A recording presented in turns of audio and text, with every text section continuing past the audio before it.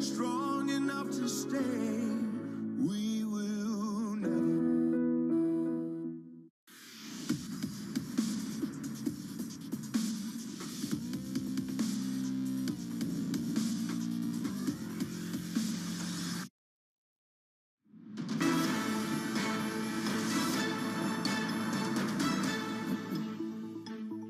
Welcome to the European Market Open, everyone. A minute to go until the start of cash equity trading in Francine Lacqua here in London with Tom McKenzie. Here are your top stories. Bleak Wednesday. Stocks and bonds slump as the dollar pummels currencies from the euro to the yuan.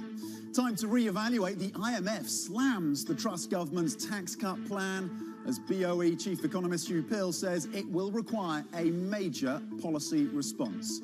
Plus, Russia declares victory in sham referendums in occupied Ukraine. Europe calls damage to Nord Stream sabotage, with Poland pointing the finger at Moscow.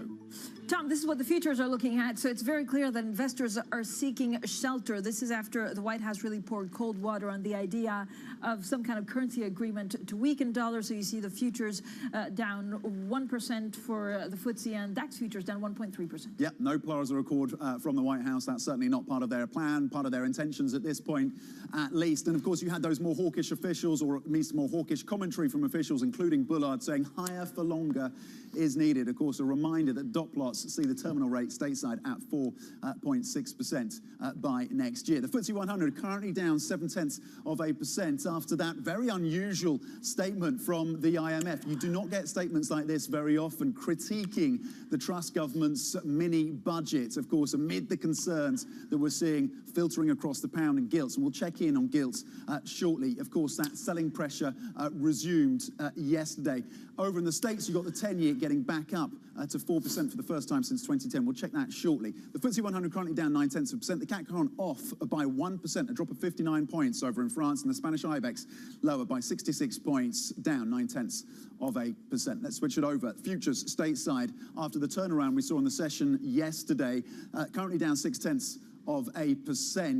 For the context, Asia currently seeing its worst market rout in about a decade as well. So 4%, you're back up to that level for the first time since 2010 on the US 10-year. That's a move of 5 basis points for the benchmark. Euro dollar at 95. Further pressure because the dollar has got back to a fresh record, as we said in the headlines, rippling across the FX space once again. 95 euro dollar down 0.4%. And of course, we're keeping an eye on what's happening in the gas prices. They jumped again yesterday, currently up almost 12%, of course, on the concerns around sabotage to the pipelines of Nord Stream, but also threats from Russia around cutting the remaining gas that runs through Ukraine. Francine. Yeah, if you look at the sectors on the move, Tom, so there's not much in the green. I am seeing healthcare now. I was getting coffee upstairs, the best espresso, the iPad machine, and I was stopped by Sam Fazeli saying, if you're looking at good news, 2 companies are claiming that they actually found a cure for Alzheimer's. So that's maybe the only bit of positive news in healthcare. Otherwise, a lot of pressure on the other sectors. I have basic resources, technology, and energy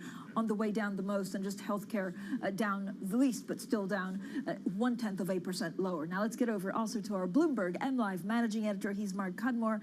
And Mark, surprise, surprise, you're looking at gilts. Yes, Fran, I can't stop looking at them this week. This is really quite an epic chart. So this is the Bloomberg Total Return Index for all government UK bonds. So total return, I want to emphasize, this includes the yields. Now the index that we are history only goes back to 2000. I'll just put the last 20 years up to make it easy. This is what's happened. We've erased 10 years, more than 10 years, of total returns, including both the price return and, of course, yields. Now, I think pensioners won't be aware of how drastically this has kind of changed. Remember, many people are advised to have a 40-60 portfolio, 40% in bonds. That's the safe asset, low volatility. And, of course, as you get close to retirement or even go to retirement, you're meant to have way more in bonds and much less in stock because you want to avoid that volatility. Well, so much for that idea. Since the end of July, in less than 2 months, this index has lost more than 20% of its value. So if you're watching this show and haven't caught up with your financial advisor recently, you may want to get an update on those prices. Just 2 months ago, you've lost 2 months in your safe bond portfolio. This year, you've lost more than 30%. The peak to trough drawdown is more than a third of the money, more than a third of the 36%. And to put that in context, in the prior history of this index, going back to 2000, the largest ever peak to trough drawdown was 9.2%. We're now more than 36% off the highs. It's likely to get even worse in the days ahead because we don't have a resolution yet. And on top, so not only are pensioners getting decimated through their savings, through their supposedly safe holdings of bonds, but unfortunately, it's the same sector of society that are getting hit by house prices that are also going to get hurt by those rising yields. I think the consequences of this have not really been understood by the full economy yet, and they're going to play it for many months, many years ahead. It's going to be a big political issue that all the pensioners have just had their wealth wiped out. Yeah, you're so right, Mark. At the same time, we're seeing prices in British shops hit a fresh record high. Now, that was our Bloomberg M Live managing editor, Mark Cudmore. It's a great, important, also historical perspective for gilts. Now, we're joined to talk about the markets, to talk about the UK, and of course, Strong Dollar by Davide Serra. He's chief executive and founder of Algebris. Davide, I'm a bit scared of what you're going to say in the UK. I mean, I know at the best of times, you had questions about what the government was doing in place. Is this a mistake? We also heard that, zinger really from the IMF yesterday. Well, listen, when you have the country, forget the name UK. If I just gave you the number, 6% current account deficit, 6 to 7% fiscal deficit, inflation 10 to 12, and rates of 2, no matter what will be, you'll just sell it. Then, because you say it's the UK, says, hey, come on, these numbers don't apply to the UK. So actually what the UK just found out, if you look at the data and the raw number, and you take out the flag, you've already sold it. And so what's happening is, they are reckoning that UK, it's 1.5% of global GDP, pound is about 3% of reserve status, and it doesn't deserve to be so, because, they're burning paper. You have a twin deficit, and 10% negative real rates. No one would hold this paper, just using a brain. So how do you see this playing out, Davide? I mean, are we facing potentially a financial crisis here in the UK? No, I don't think it's a financial crisis. It will be a pension crisis, that's for sure. Because, when you have a regulator that forces the pension to basically receive fixed rates in the UK, basically £1 trillion has been lost for pensioners. I mean, that's a number, yeah? Forget the tax cuts. £1 trillion has been lost mark to market for pensioner. This should be the headline. And so what I think is going to happen is, it's very simply, Bank of England will have to hike rates faster than the US dollar. That's it. No more, no less. David, by the way, which is what any other emerging market country has already done. And what the pound has done, and the gilts market last week, which is what scared me, for the first time ever, I've seen what is supposed to be a developed market, the UK, reacting in bond market and in currency like an emerging market. But David, if you take a step back... I've never seen it in 26 years, by the way. So I just want to flag it. Was this just a policy mistake because of incompetence? If you look at what was announced at the mini budget, I mean, it's radical, but it's also not that radical. So is it the timing, or is it really the policies put in place? It's a combination of factors. First of all, I think you have big policy mistake over the last 2-3 years out of central bank that were ignoring inflation signal. You had inflation signal across any proper commodity, whether it were nuts for Nutella, whether it was wood, whether iron, and by the way, green transition is highly inflationary. Okay, so the structural base of inflation. Secondly, every government that was foot on the accelerator on aid, whether it's Biden, furlough scheme, whether it's the UK, money for everyone, yeah? The same happened in Europe. So basically, it became like the money trees. And I can see why at the beginning of the pandemic, that might make sense. I think people kept the accelerator for too long. And then what's going to happen is, at a certain time, you have day of reckoning.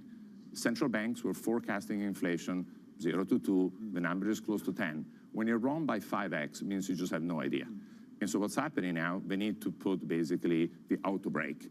And when you put the auto brake, what happens? Then you need to be very careful. And here they came with a budget, which is buying more votes. It was absolutely unnecessary to cut the 45p band. And they just did it, I think, out of arrogance. And what happens?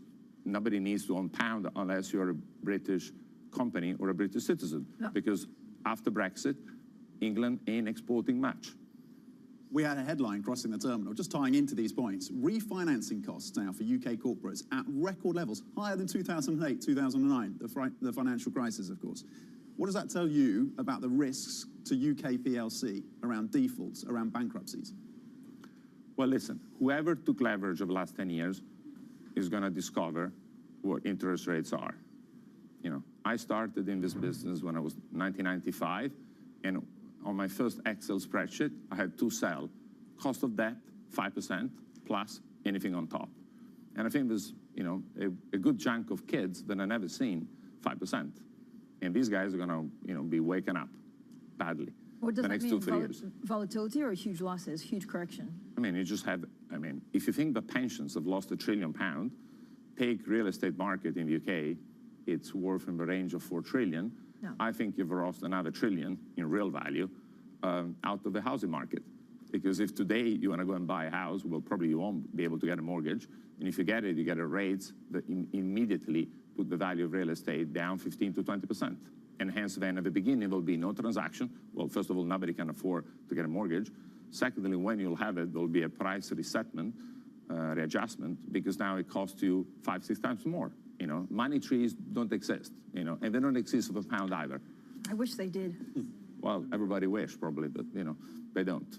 What happens to dollar? Does it just go ever higher? At some point, something needs to give.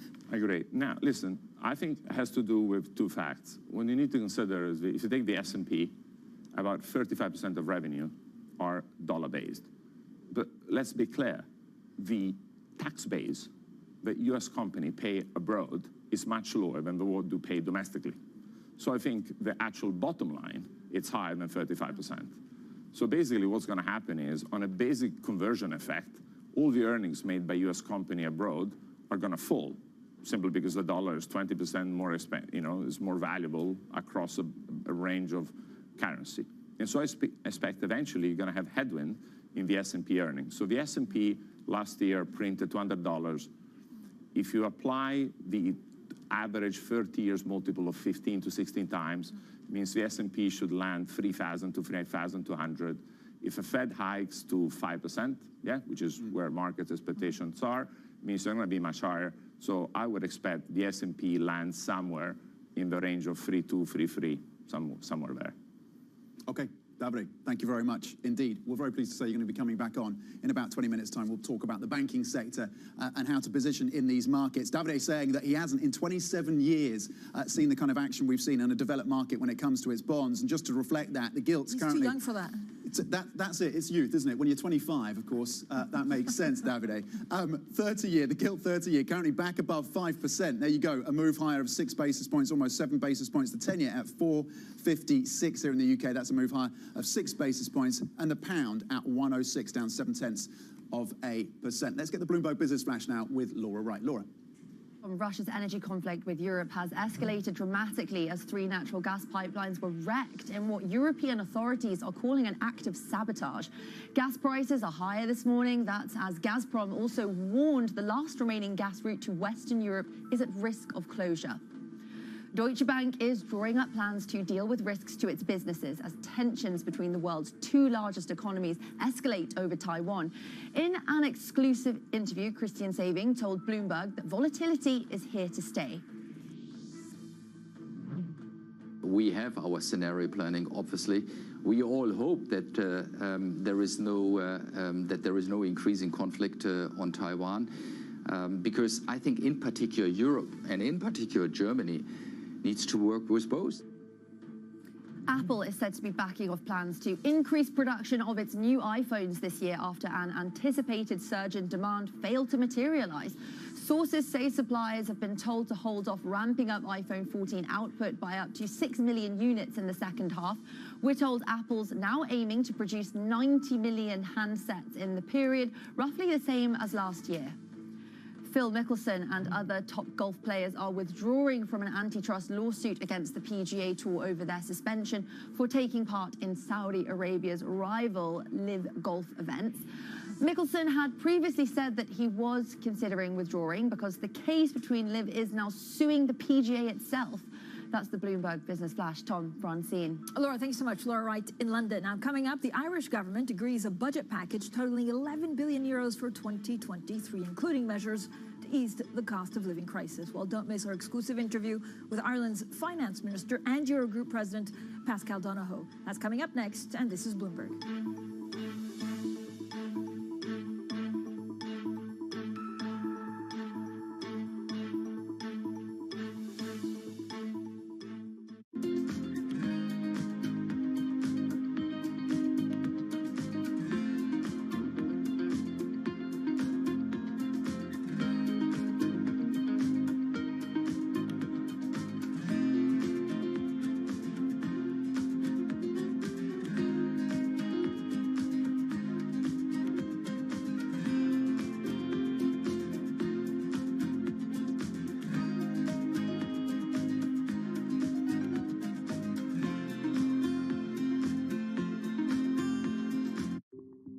In the past 2 decades, China has built large infrastructure projects in almost every country in Africa. African governments themselves said, we are tired of aid and charity. We want to do trade. We want to be treated like partners. The Chinese came along and said, great, we don't do aid and charity. We want to do business with you. Global Gateway will mobilize 300 billion euros till 2027. Now the US and Europe are answering back with their own infrastructure initiatives to counter China. But African experts are skeptical. China has been that guy around the corner with, a bouquet of flowers to Africa, the US, Europe and the UK have time and time again said, be careful of the flowers you see out of the window, they have thorns on them.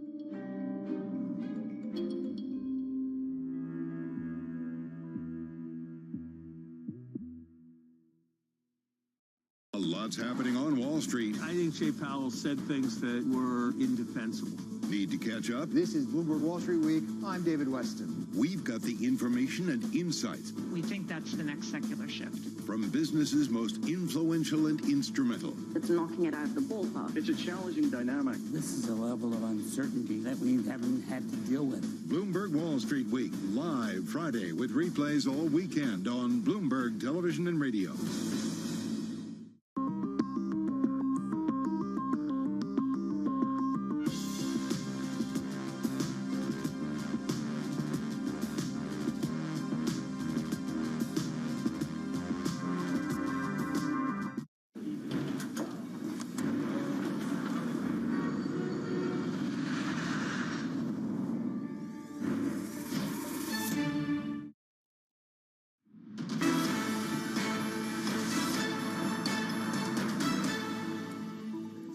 Welcome back to the Open. We are 16 minutes into your European trading day, and you're seeing losses now of 1.3% across the benchmark. Futures in the US also lower by between 1 and 1.4%. And the selling in the bond market continues. We focus in once again on the gilt market, where the 30-year is currently trading at 5.05. That's an increase of 7 basis points in the session today. The 10-year at 4.56, and a headline that crossed about 15 minutes ago suggesting or highlighting that corporate refinancing costs here in the UK are now at record levels, higher than 2008, 2009. King dollar once again on a tear, up 0.5%. The pound is trading at 1.06, and that is quick check of your markets. We'll look at some of the individual corporates later in the show. But now we have a great guest coming up. We do. The Irish government has agreed a budget package totaling 11 billion euros for 2023, including a number of measures to ease the cost of living crisis gripping the country. Now, we're now joined by Pascal Donohoe, a Eurogroup president and Irish finance minister. Minister, thank you so much,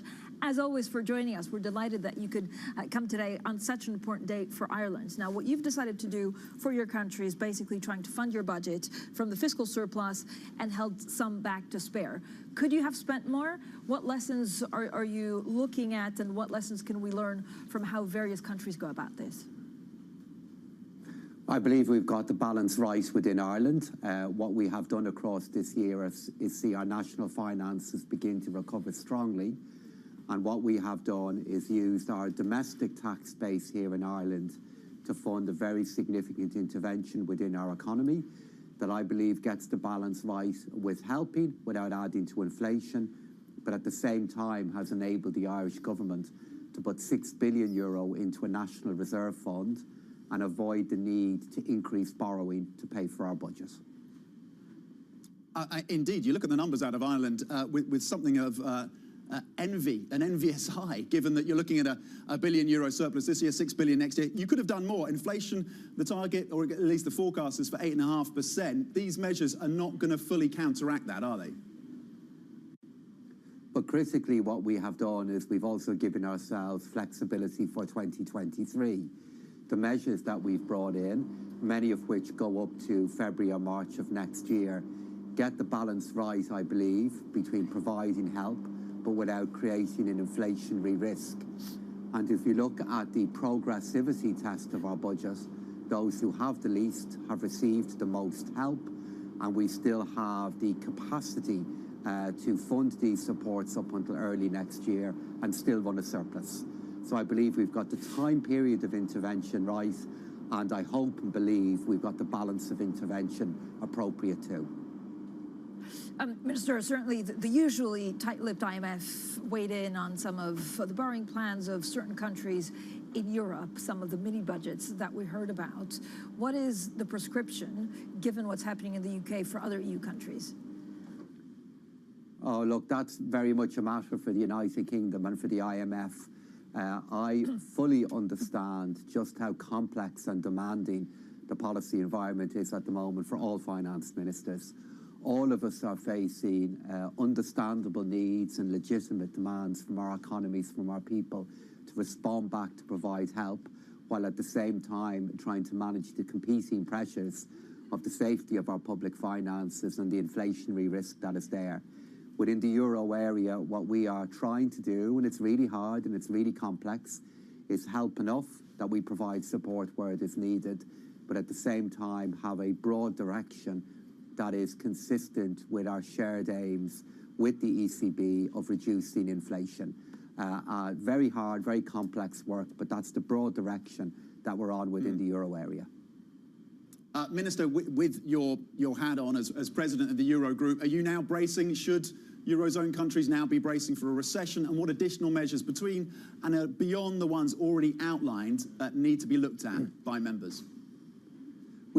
We've always acknowledged within the euro area that recession, due to the extraordinary security and political environment that we're in, is always there as a risk. If you look, however, at where we are at the moment, our outlook for the euro area for next year is still one of growth, albeit a very low level of growth, just under 1%. That could yet change. But the average level of deficits within the euro area is less than 3%. And what we're now focused on doing is looking at what measures we can put in place from an energy perspective to respond back to the latest developments that have now taken place. 3 different levels to it. Make sure our euro area, our European Union gas storage levels are as strong as possible, which they are. Secondly, coordinate our efforts to find alternative sources of energy. And then thirdly, putting in place the right taxation policies for the energy sector to help provide a revenue stream to fund the really important economic measures that are in place. Will Ireland, Minister, implement the global minimum tax deal on its own, as Germany has indicated it will? We'll be part of a EU-wide response. The appropriate way for this to be implemented is via a directive, which is the way from the European Commission, which is the way in which law is equally applied across all of the European Union. We've really played our part in Ireland over the last 12 months in aiming to strongly support a new international agreement on corporate tax. And I'm confident that with a little bit more time and continued efforts on all our behalf, we'll find a way to ensure that's commonly implemented across the European Union. This is taking a bit of time, but it is a really vital project. Ireland has played its part, and I believe we'll still get there with everybody in the European Union with just a little bit more time. Okay, Hungary clearly, at this point at least, blocking that EU-wide deal or agreement on tax. Pascal Donoghue, Eurogroup President and Irish Finance Minister, thank you on the back of that budget out of Ireland. We appreciate your time. Coming up later in the show, fines for Wall Street banks that failed to properly monitor WhatsApp communications top $2 billion. We'll get the details and the response from the banking sector later. This is Bloomberg.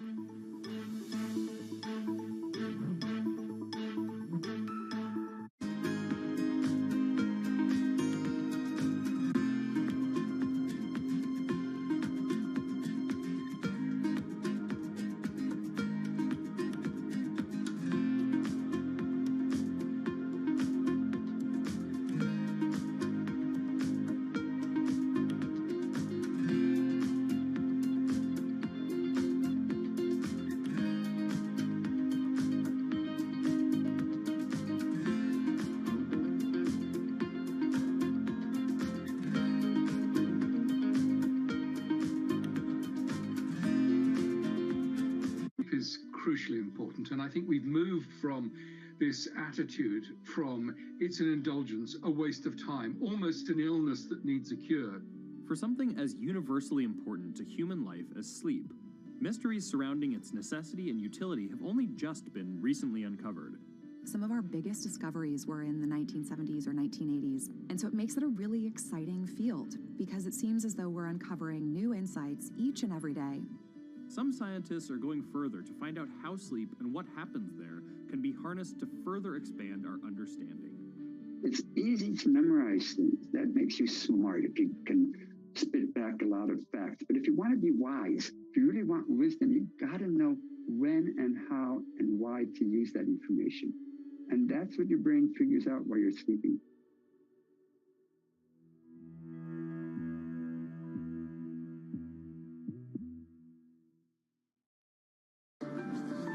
The difference between political gossip and policy intelligence. Bloomberg Government provides our clients with expert reporting, analysis, and public affairs tools that give you the edge in reaching policymakers on the Hill. When you're in the business of influence in Washington, information and connections are the currencies on which you rely. For knowledge you can act upon, the difference is Bloomberg Government. Everything you need to get set for the start of U.S. trading. Bloomberg The Open with Jonathan Farrell. Drilling down on the numbers and preparing you as only Bloomberg can. Weekdays on Bloomberg.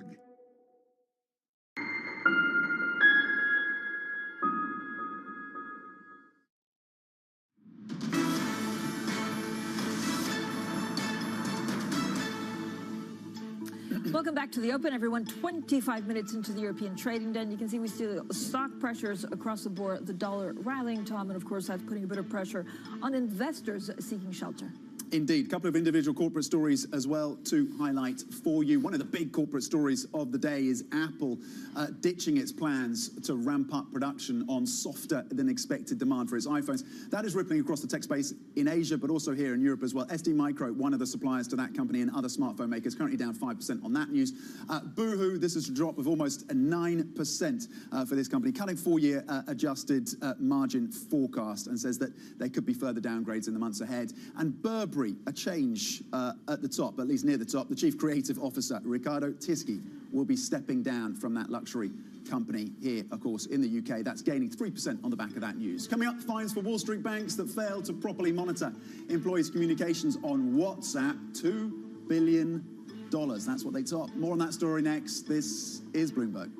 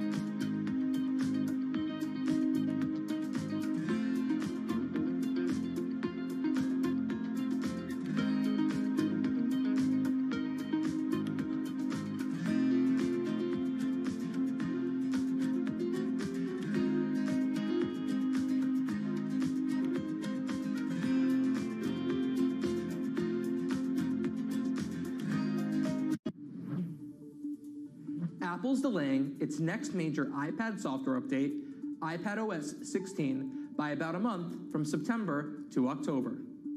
Apple made the decision for a number of reasons, including a still buggy Stage Manager multitasking interface and in order to link the launch closer to the more similar macOS Ventura. Still, it's an unusual move. Since shifting the launches to the fall in 2011, Apple has released its new iPhone and iPad software updates simultaneously each year around September. By staggering the releases, users may find some issues around compatibility with cross-device features like retracting and editing messages in iMessage, the new shared iCloud photo library, and the new feature for transferring FaceTime calls between iPhones and iPads. It will also make it a bit harder for developers to launch apps that run on both the iPad and iPhone that require new APIs and features found across iPadOS 16 and iOS 16. Regardless, it was still, of course, the right move. Stage Manager on iPadOS 16 is still quite buggy. I don't find it particularly intuitive, and it's not compatible with most iPads and many third-party apps on the App Store. The feature clearly needs some more polish. And complaints from consumers about Stage Manager will now no longer probably overshadow the earlier launch of the iPhone 14.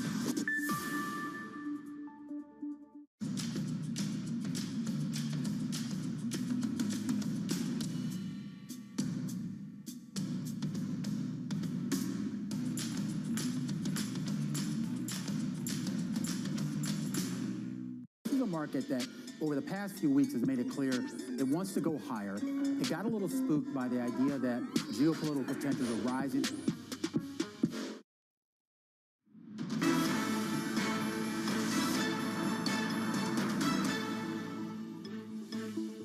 Welcome back to the Open, everyone. 30 minutes into the European trading day, and these are your top stories. Now, bleak Wednesday. Stocks and bonds slump. The dollar pummels currencies from the euro to the yuan.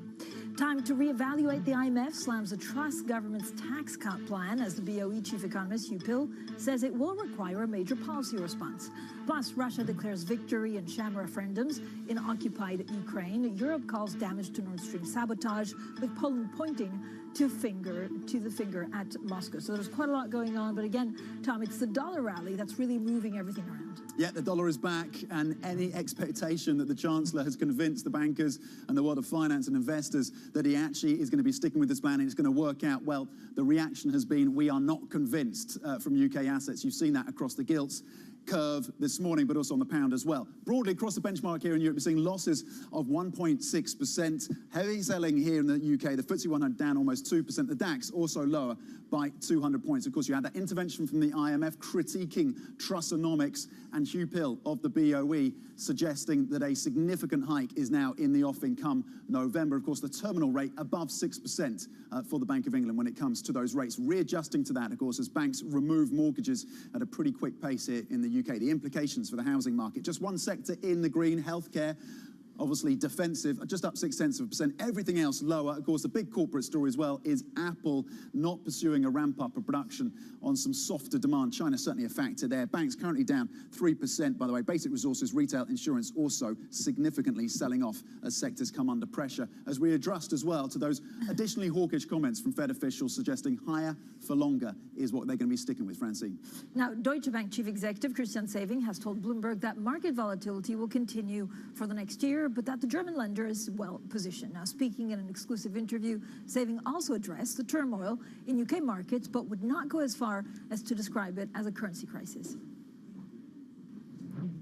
This is the decade of volatility because a lot of things which happened then obviously also with the awful war in the Ukraine show to us that volatility will take over, and that means you need a superb risk management. And fortunately for Deutsche Bank, I mean, we have transformed this bank over the last 4 years quite significantly. We always said core to our business is our own risk management, the positions for the clients. And that's exactly what we are doing these days. We want to be close to our clients in each and every market here in Asia, but also in Europe and in the US, and convince the clients with our risk management capabilities. I think that is really key, because in these days, if you don't have a proper risk management, you can't be close to your clients. How much exposure do you have to UK assets? They have imploded. We have the pound at a 37-year low. We have yields in the UK surging, 10-year yield at 5%, 40, 50-year bonds are trading at 25 cents. How is that impacting you? What kind of losses are you looking at, possibly? Well, fortunately, we have a very diversified book. You know, this is the advantage of being a global bank. This is the advantage of having a bank with 4 proper business lines so that you're not dependent too much on one business line. And again, we entered this kind of period with the clear view that volatility takes over, that these kind of moves are not unrealistic, that this could happen, and this is the way we positioned ourselves. And in this regard, I'm actually quite comfortable and also confident with the positions we have. Is the UK experiencing a currency crisis right now? And if it isn't, are we looking at one in the coming weeks?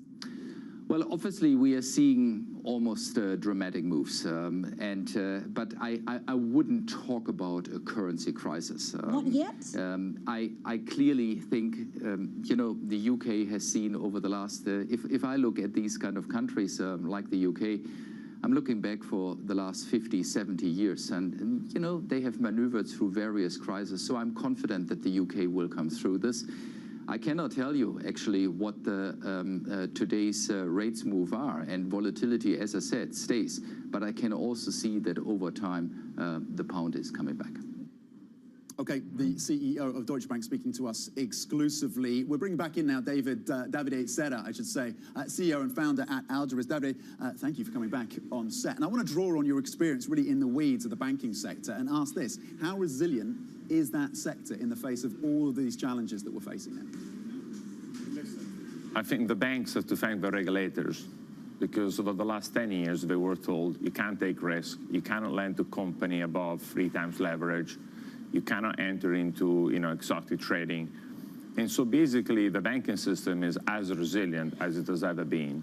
So this time you'll find the next credit cycle losses are going to be in basically the so-called shadow banking. So it will be in buy now, pay never.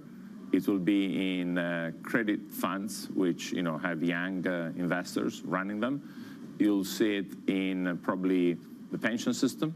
You'll see it in lots of insurance books, but won't be in banking losses. So it's always different. For the last 10 years it was lower for longer. Now it's going to be higher for longer. And whoever basically paid the price last crisis won't pay this time. So I think the banking system is as good as it's ever been. At some point, do they have to merge? I mean, we've been talking about it forever. Are we going to finally see like some cross-border mergers that make sense and create value for shareholders? No, in Europe, I don't believe so. The day you're going to have the same magistrates, the same police, and the same legal system, then you will. Because in banking, ultimately, you only have synergies if you have the same legal system. As long as the legal system is different, you can only have it basically by product line. So you have seen it in asset management, you have seen it in some parts in payments, basically because it's highly IT intensive, can be globally scaled, but you don't have to do with basically nation by nation regulator, magistrates, courts, lawyers. Every time you go local, you destroy synergies, and that's why basically de facto you can't have synergies. Think about it, it's like your business. If Bloomberg were to produce in 30 languages, yeah, would have 0 synergies. So in the end, you pick one language and you broadcast globally. If you were to do it in 20 languages, you wouldn't be able to operate the business. That's it. Davide, you touched on... That's only between 6:30 and 7 that we speak multiple languages. Well, we need to up our language use. We've got a couple here, and we've got some pretty modest Mandarin, but we can improve on that. Davide, you touched on credit. Is credit, is a re-rating of credit, particularly investment grade, is that the next shoe to drop for these markets? Is that the next risk for markets? Actually, you see, I think now, if you think about it, take Jamie Dimon said 2-3 years ago, 10-year rates of 4%. And people said you were mad. Yep. I always thought 4, was very acceptable given the inflation growth outlook and how much money printing was going on. I mean, nothing exceptional. Over the last 40 years, the average has been around 7. So if it's 4, it says, hey, it's okay. It's a bit like the weather temperature in the UK. Yeah, you can get cold and hot summer, but it's always what was it vis-a-vis the last 40, 50 years. So I think 4% is very acceptable. Now, what happened in credit, you actually have very good credit corporates now that because of a rates move are attractive. So today you can invest, for example, in a tier 2 financial institution, senior non-preferred, yielding between 8, 9, 10%, for example, in UBS. You can have it in Intesa. You can have it in Morgan Stanley. It says, hey, these institutions are as good as they can. They're now yielding 7 to 10%. It's becoming attractive. So I think in credit, particularly in high quality credit, is where today I'll start stepping into the market, simply because you're getting paid basically 2.5 times 10-year rates, and with a much lower duration, 2 to 3 years. Hence, I think it's becoming very attractive, and you're paid for the risk. Yeah. Think about the gilt market. If you're buying a gilt that yields 10 basis points for 20 years, as soon as you move rates by 2%, you've lost 40, 50%. That's clearly not an upside. You get paid 0.1 each year, then suddenly you lose 40 points. Yeah, that's not a great risk reward. Davide, very, very quickly, in like less than a minute, what's happening in Italy? So the market is in a wait-and-see situation to see what Meloni does. I think Italy is stable. So basically, I don't think you're going to deviate from what Mario Draghi did, because it's what basically Europe has asked and what basically Europe is paying for. Yeah. So I think you might get a bit of rhetoric, but you won't get change in policy action. Davide, thank you so much. Davide Serra, their chief executive and founder of Algebris. Now, fines for Wall Street banks that failed to properly monitor employees' communications on WhatsApp top $2 billion. For more, let's bring in Bloomberg's Charlie Wells. Charlie, this is a huge deal, but how much more of a crackdown can we see? Francine, these are the largest fines ever levied against U.S. banks for lapses in record keeping. When you look at the fines, they total about $200 million for most banks. And if you compare that to 2006, when Morgan Stanley was fined for some email violations, their fine was only $15 million. So it's come a long way, and those fines have gone up quite a bit. Charlie, which banks were involved, and what has the response been from them? So it's a lot of the major players. So Bank of America faced the largest fine. We saw Citigroup. JP Morgan was actually fined back in December. So this has been a sprawling, months-long investigation. And what I should really note is that investigators really focused in on management here. They talked about how managers at some banks sent thousands of messages on these unapproved apps, even some sending messages to employees who were in charge with compliance. So how will banks actually handle some of these messaging platforms going forward? I can't live without my WhatsApp. Right, so this is a new era, right? And at a low level, we're seeing some banks already starting to tell staff not to say schedule coffees with staffers over WhatsApp, to use more official channels. At a high level, we have seen some oustings and resignations, and those potentially could follow. But what we do know is that banks are going to have to deal with managing that balance between convenience and compliance. The always excellent Charlie Wells walking us through the WhatsApp story, the implications and the fines. Thank you very much indeed. Coming up, 3 Nord Stream pipelines damaged by suspected sabotage as Europe's energy crisis just goes from bad to worse and even worse. We're going to speak to the chief economist at the European Bank for Reconstruction and Development on the implications of this growing energy crisis for Europe. This is Bloomberg.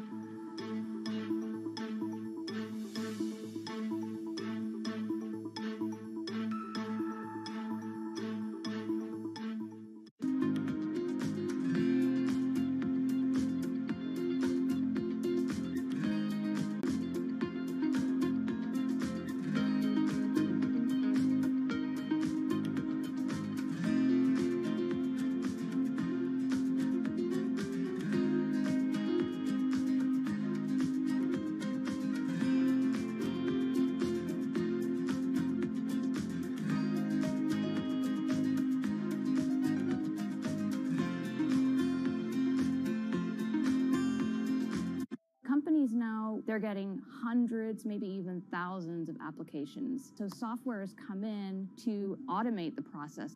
You want to write your resume for robots, not for humans. The only job your resume has is to be comprehensible to the software that is reading it, because that software or robot is going to decide whether or not a human ever gets their eyes on it. These things are programmed by a certain segment of the population that might not be totally inclusive or not be fully aware. Concerns about how this technology could exacerbate discrimination. For the FTC, I think foremost, the FTC needs to be making sure that we're fully understanding this technology. We don't trust companies to self-regulate when it comes to pollution. We don't trust them to self-regulate when it comes to workplace comp. Why on earth would we trust them to self-regulate AI?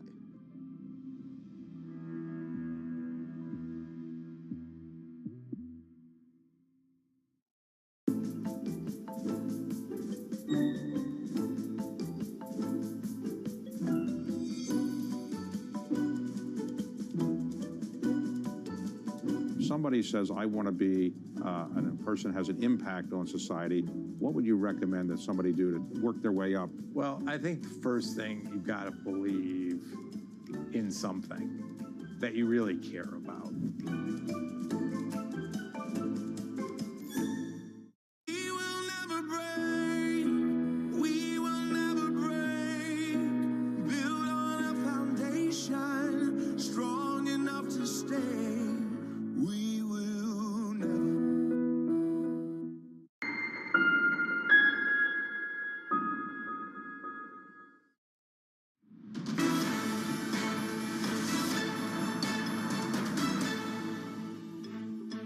Welcome back to the Open, everyone. 44 minutes into the European trading day, the dollar soaring to a record. This is after the White House talked down the prospect of a currency agreement and a lot of investors looking for refuge. European stocks under pressure, down 1.3%, with the FTSE down 1.7%. Look out for gilts as well. Yeah, let's get back to what is happening with the energy crisis and particularly the infrastructure, the energy infrastructure of Europe. 3 Nord Stream pipelines have been damaged by suspected sabotage, making it more likely that Europe will have to survive this winter without any Russian gas. Joining us now is Beata Javorcik, who is the chief economist at the European Bank for Reconstruction and Development. Beata, thank you for joining us this morning. Let's start with the question of Russian gas then, given this these accusations of sabotage on Nord Stream and the threats from Russia to cut off the remaining, largely the remaining gas supply through that Ukrainian pipeline as well. What will that mean for your forecasts and your projections around the economy of the area of Europe that you cover? Good morning. Thank you for having me. After a surprisingly strong first half of the year, the effects of energy crisis are being felt in emerging Europe. Under the scenario of no gas supplies from Russia, the situation will get even worse. So that means that relative to our baseline forecast, GDP growth would be lower by 1.3 percentage points. So emerging Europe may be in for a long and bleak winter. Beata, what's bleak? I mean, how bad can it actually get if the damage is for much longer? And again, there's so many speculation about why this happened. How ugly can this get? Well, a lot of countries in emerging Europe rely heavily on natural gas for heat production. So about 3/4 of heat production in Hungary or in Serbia come from natural gas. So heating homes will be difficult. And prices of natural gas are already at historical highs in Europe. These prices have not been passed on to the households, onto the retail costs of heating. So if things get worse, that means not only shortages, but also higher inflation. Beata, I want to get your views on inflation shortly, but are you starting to factor in then blackouts across emerging Europe on the back of this, closures of business? What is it going to mean on the ground in these economies? The emerging Europe is much less dependent on natural gas when it comes to electricity production. There, it is coal that plays a much bigger role. So I am less worried about blackouts. I am more worried about the ability to heat homes. Also, I am worried about German industry not having gas, and that means a downturn in Germany, which will translate into much lower demand for exports from Central Europe. Beata, where do you see the biggest fault line? So as the European Bank for Reconstruction and Development, what does it mean for extra support and extra help? What do some of the countries need to protect themselves at this point? Well, we are trying to help as much as we can. At the moment, we are very focused on providing assistance to Ukraine. Ukraine is very dependent on natural gas for its heating. We have invested 300 million in Naftogaz, helping them with emergency gas purchases to prepare them for the heating season this winter. We are also keeping lights on in Ukraine, lending 130 million to Ukrenergo. When do you start to see inflation peaking, and what is the fiscal space that governments have at this point? The inflation may not have peaked yet, simply because in many countries, electricity cost of producing electricity have not been passed on to the retail customers. One exception is the Baltic states, and that's where inflation is above 20%. So in Hungary, in Poland, where consumers have not felt yet higher electricity prices, if they feel the pinch, inflation will be higher. And when it comes to fiscal space, what we are worried about is the cost of borrowing in international markets. During the pandemic, emerging Europe and beyond was able to borrow very cheaply. Now we see bigger increases, both in absolute terms and relative to the cost of borrowing in Germany. Beata, thank you so much. Beata Javgordic, their chief economist at the European Bank for Reconstruction and Development. Coming up, we'll be taking a look at some of the stocks on the move in the first hour after equity markets opened. That's up next, and this is Bloomberg.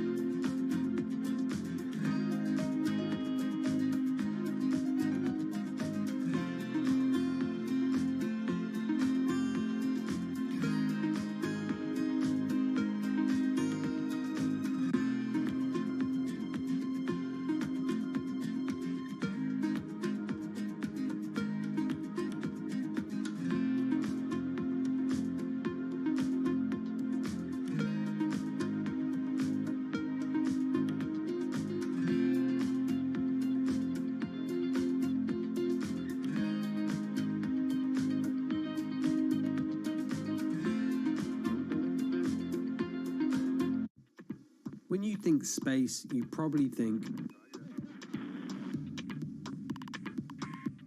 one space agency that travels under the radar is ESA, which is surprising considering what the European Space Agency has achieved and how vital it is to the global space industry. We've collaborated with pretty much everybody who is involved in space exploration. ESA wants to be a leading force in furthering humanity's mission into space. Commander Ground, do you copy? Copy. If we want to have successful human missions to Mars, we are going to have to learn to live and work off-world in a different way. The place where we are going to learn to do that is on the moon. Can ESA help humanity take its next giant leap?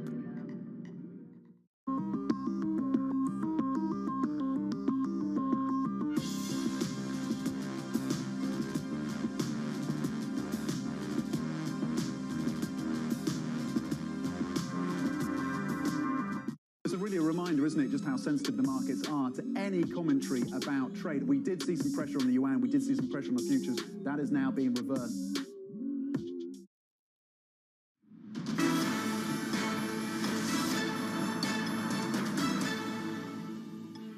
Welcome back to the Open, everyone. 52 minutes into the European trading day, and we're seeing a bit of pressure across the board. You can see European stocks down 1%. A lot of movement, of course, happening not only in currencies, but also in fixed income. Yeah, some big moves on individual corporate names as well as we kind of weigh up the cost of living crisis here in the UK, the slump of the pound, of course, the squeeze on households. You've got Boohoo, appropriately named today, on the back of the sell-off that we're seeing on the cut to guidance. So they're down more than 10%. They've issued a profit warning, again, as shoppers are cutting back and they're seeing a tick up in returns. UK first half sales declining for the first time in its history. Burberry, a change amongst one of its top designers. Its chief creative officer is going to be stepping down. That stock currently up 4.4% on the back of that news. And ST Micro on the back of the news that Apple is walking back, has what were more ambitious plans to ramp up production. That is not going to be happening anymore for its new iPhones because of soggier demand. ST Micro is a supplier to Apple and other makers of smartphones, currently down 4% on the back of that news. Okay, let's take a look at how the markets are moving more broadly then in the first hour of equity trading. Joining us now is Bloomberg's Jan-Patrick Barnett, who is always on top of these issues. Jan, the bounce that we saw yesterday, at least in the early session, the early part of the US session, very short-lived. We heard from officials from the Fed with more hawkish commentary. Was that key to how things unraveled so quickly? Yeah, definitely. And if I remember correctly, I said yesterday, I'm not sure if this bounce will last more than a couple of days. As it turns out, it only lasted a couple of hours so far. We got the news from the Fed. We got the news from the pipeline issue. We got the news from Gazprom and the UK in transit issue. Then we got Apple overnight with the bad news on the ramp up on demand. So this is all not doing well for a market that already was very jitterish, very vulnerable. And that's why we are now seeing another leg lower. So, JP, what's positioning looking like? Well, it's super bearish, and that's actually usually a sign that the market might be able to turn. The sentiment is still very much to the downside. All the strategists that are coming out are very careful in their projections and seeing more losses coming. We see outflows out of equity funds on a scale not seen for months and even years. And so I think like the only thing that could like turn around the sentiment and with that the market is like that we need a whole bunch of positive news. First of all, on the energy front, on the Ukraine war front, on the inflation front. And these are all like positive headlines that I personally can't imagine that they are coming in the next couple of days. Yeah, hard to envisage all of those things coming at the same time, or even one of those things coming forward. But let's see. What are the other things that you're watching for, JP? Well, we also have like a very technical-driven market at this point. Options positioning is weighing down on the prices. We have like something called short gamma in many assets, which means like that dealers are hedging the positioning and with that accelerating any move in any direction. So that's a big thing to watch here. Then we also have the S&P 500 yesterday testing the June low. It held for the moment, but if it fails, that will probably cause another round of technical selling. So those are the things to keep in mind right now. Thank you so much for joining us, Jan-Patrick Barnett there, JP Barnett, with the very latest, of course, on market position, market sentiment, and still the best background, hands down, from anyone working from home. He's always winning there, isn't he? Let's check in on the gilts then. He's got those up on his screen, one of his multiple screens behind him. Certainly JP will do, and we'll have that. The action really is the long end, the 30-year at 5.04 in terms of UK gilts. So that is a move higher by 5 basis points. A little bit move lower for the 2s and 10s, but within the context of the action we've seen over the last few days, not particularly notable. It is the action at the 30-year, 5.03. Also worth noting that the US 10-year, currently at 3.97. It did cross 4% quite comfortably early in the session for the first time since 2008, Francine. Yeah, Treasury, you can see that U.S. Treasury yield actually above 4%, the highest since 2008. I spoke to a former central banker who should not be named, but he said Treasuries will go to 5%. How can they not? So that's it for the European market open. Surveillance early edition is up next. We'll have a full roundup of Treasury yields. We speak to Mohammed El Arian, and then we have JP Morgan chief executive for the UK. 2 interesting conversations on pound sterling, dollar, and treasuries. This is Bloomberg.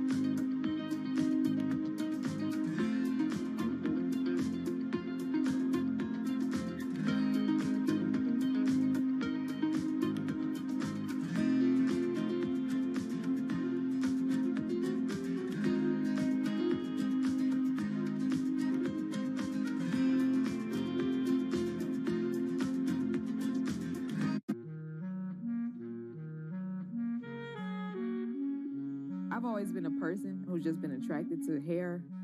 I like to sit and think and theorize how I can manifest these visions that I have for braiding, and how I can take something that may seem like it's a line drawing in my mind and apply that to someone's scalp. We are the only culture that has hair that grows out of our head the way that it does. Anyone from the African diaspora is born with this amazingly curly hair that can be shaped into a variety of different ways of expression. I want Black people to love themselves for how they naturally appear, and also to appreciate the cultural practices such as braiding that our ancestors have practiced for centuries.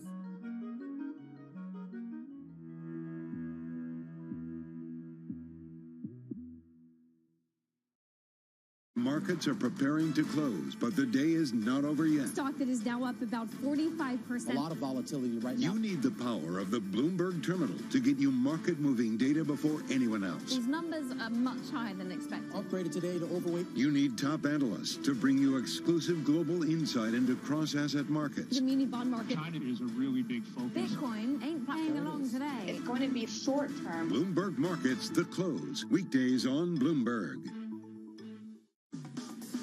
Everything you need to get set for the start of U.S. trading. Bloomberg The Open with Jonathan Farrell. Drilling down on the numbers and preparing you as only Bloomberg can. Weekdays on Bloomberg. I think that it's hard to put your head around any narrative. Let's just be honest. We've had sort of a shift in, are we in some sort of stagflation fears moment? People were talking about that all day yesterday.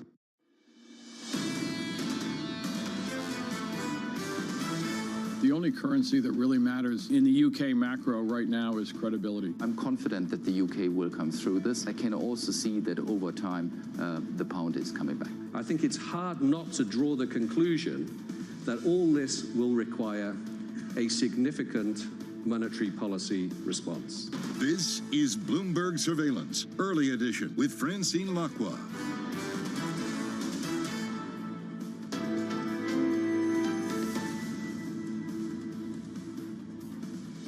Good morning, everyone, and welcome to Bloomberg Surveillance Early Edition. I'm Francine Lacqua here in London, and here's what's coming up on today's program. Tough week. The pound eyes parity and gilts take a battering as the Chancellor vows to push on with tax cuts. Time to reevaluate. The IMF actually slams Truss's government's tax cut plan as the BOE chief economist. Hugh Pill says it will require a major policy response. And this hour, we discuss the Bank of England and the UK economy with Mohamed El-Arian from Allianz, and finance with the UK chief executive of JP Morgan's consumer bank, Chase. So we'll have, of course, two great exclusives that we want to bring to you. But first, let's check on the markets. Of course, a lot of the focus is on the FTSE, but actually, in the last half an hour or so, a lot of the focus is on the 10-year Treasury yield, rising above 4%. That's the highest since 2008. Now, the picture here is part of a global context, of course, of dollar strength, with the White House saying there cannot be, or they don't want necessarily an international agreement, and so that's putting a lot of pressure on other, of course, currencies here, also specifically stuff that's going on in the UK. Now, the International Monetary Fund has delivered a stinging rebuke of the UK's new unfunded tax cuts, calling them excessive and in need of revision. Now, also speaking exclusively to Bloomberg, Deutsche Bank Chief Executive Christian Saving addressed the turmoil in UK markets. He says he would not go as far as calling it a currency crisis. I'm confident that the UK will come through this. I cannot tell you actually what the today's rates move are, and volatility, as I said, stays. But I can also see that over time, the pound is coming back. Let's bring in Bloomberg's Simon White with the very latest. Simon, what is going on? I mean, usually tight-lipped, also IMF is now weighing in. What's happening in market sentiment?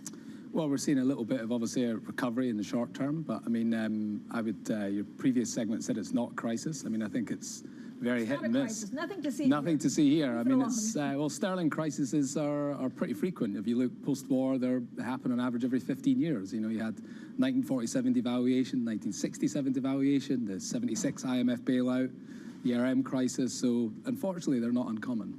Okay, but they're not uncommon, but how ugly does it be? So if you look at, I'm not exactly sure what we're living through in the UK, right? Because a lot of people are saying, well, this is overdone, it was radical, but it wasn't the end of the world. You have the IMF now weighing in. You also have this dollar dynamic where we're seeing, you know, the dollar ever rising, the White House saying we're not going to do anything about it, and U.S. 10-year Treasury is at 4%. Yeah, I mean, it's quite a cocktail of things happening. I mean, the UK is kind of, as always, it finds itself in the centre of the storm. You're right, the Fed is not going to do anything. They are pretty clear that they want to get inflation down and core inflation, and they're not really going to do anything about changing their policy until they get that done. The rest of the world will have to kind of suck it up in the meantime. Suck it up how? Is there, if you're an investor right now, where do you look at? So are people panicking, or are they just trying to ride the wave? Well, I think right now, I mean, you're not looking for opportunities, right? You're trying to salvage, capital. It's about the whole return of capital rather than return on capital right now. I mean, people need to see things settling down. Liquidity is very low in the markets. So this is really a time to sort of stand back and reflect and wait for things to calm down. Simon, I mean, the other thing that we're, again, trying to figure out as we look at Britain and the balance, so we're going to see very aggressive moves from the Bank of England. Could we reach like 4% very quickly? I mean, I think the market is pricing in 200 basis point hike. And then there's a huge implication for savers because of where gilts are doing. Or is it the government that will have to do a U-turn? It's, you know what, the way it looks right now, we need to get fiscal credibility back. So the Bank of England is kind of boxed in. In fact, they might actually make the situation worse by tightening policy, which is all they can really do. So it's going to need to be both parties are going to need to do something. The government certainly is going to need to do something to try and regain some fiscal credibility, because without that, it's very difficult to see how this situation gets better before it gets any worse. Simon, thank you so much. Bloomberg MLive's Simon White there with the very latest on some of these market moves. Now, also joining us is the Allianz Chief Economic Advisor, also Bloomberg columnist Mohammed El-Erian. Mohammed, I've been dying to ask you what the prescription is for the UK. I mean, given all of the uncertainty, given what the UK markets have done and reacted to, what will happen in the next 3 weeks? And good morning. Good morning. I'm not sure what will happen in the next 3 weeks, but if you're trying to stabilize the situation, what should happen is three things. One, the government revisiting the large unfunded tax cuts and postponing them. Two, the Bank of England hiking interest rates. And three, the government providing more information on the growth impact of its measures. If they do that, they can stabilize the situation and reverse some of the price moves that are going to have a huge impact on economic prospects and inequality. Mohammed, what is most vulnerable in this kind of economy? So what happens to UK housing? What happens to mortgages? What happens to savings? So think of UK households and UK businesses being hit by four things at the same time. One is higher borrowing cost, and you've seen what's happening in the mortgage market. It's no longer just about the price of a mortgage, it's about the availability of a mortgage. The second is a wealth effect, a negative wealth effect. You talked about what's happening to pensioners earlier. You showed this very stunning graph. Third is an income effect, because people are now worried that we're going to go into a deeper recession. And then fourth is the inflation effect. You cited earlier what's happening to prices in supermarkets. So it is hard to hit a population, both household and businesses, with these four things at the same time and not expect major damage. That's why the government has time now to try and get the situation back under control. Yeah. But Mohammed, do you think this is incompetence, or is this just trying to take a big gamble, trying to be radical so that the economy will be in a better footing in 2024? Is this all because of the election cycle? I think it is a big gamble. Look, two of the three elements of the package were sound. The structural reforms promoting growth and productivity, that's sound. The stabilization of energy prices, that's sound. It is the third element that undermined the first two and are now counterproductive to the government's objective. So I think there's an issue of design, there's an issue of sequencing, and then timing. All this was introduced at a time when global markets were already nervous, and there was already generalized pressure on yields and on currency because of the relentless increase in the dollar. And this just was an additional fuel on a fire that was already burning. Mohammed, when you look at some of the investors, I mean, they say, look, at least the UK has fiscal authority. It has much more independence because of the Bank of England. I know we could go through a lot of pain, but how do you find a weakness, or how do you find bottom for sterling? How do you know when it's time, if at all, to come back into gilt? So first and foremost, it's important to stress this is not 1976. This is not a situation in which the UK is going to go cup in hand to the IMF for emergency loans. This is not a situation where you get a massive balance of payments crisis and a massive sterling crisis. But it is a difficult economic situation. When do you go back in? If you're looking at the long end of sterling, you go back in when it's very clear that the growth effect is going to overwhelm the inflation effect. And that's going to happen, unfortunately. If you're looking at the short end, you've got to make a judgment on the Bank of England. I think the Bank of England will hike and will have to hike aggressively. I favored, and I still favor, an intra-meeting move, but I understand why they're cautious and want to wait till November 3rd. So how aggressive do you think they need to be, Mohammed? At the same time, I think the Bank of England is starting QT on Monday. That's a pretty spicy mix. Yes, it is, and it's all over the world. And let's not forget the Fed in particular, which is a price maker for many, many, many economies around the world. And they are late, and they are falling into the second part of a big policy mistake that will go down in the history books. The Bank of England is going to have to be more aggressive than it would have a week ago. I think a week ago, most people thought the next one would be 50, 75. The next one will have to be at least 100 basis points. Mohammed, I'm looking at treasuries, okay?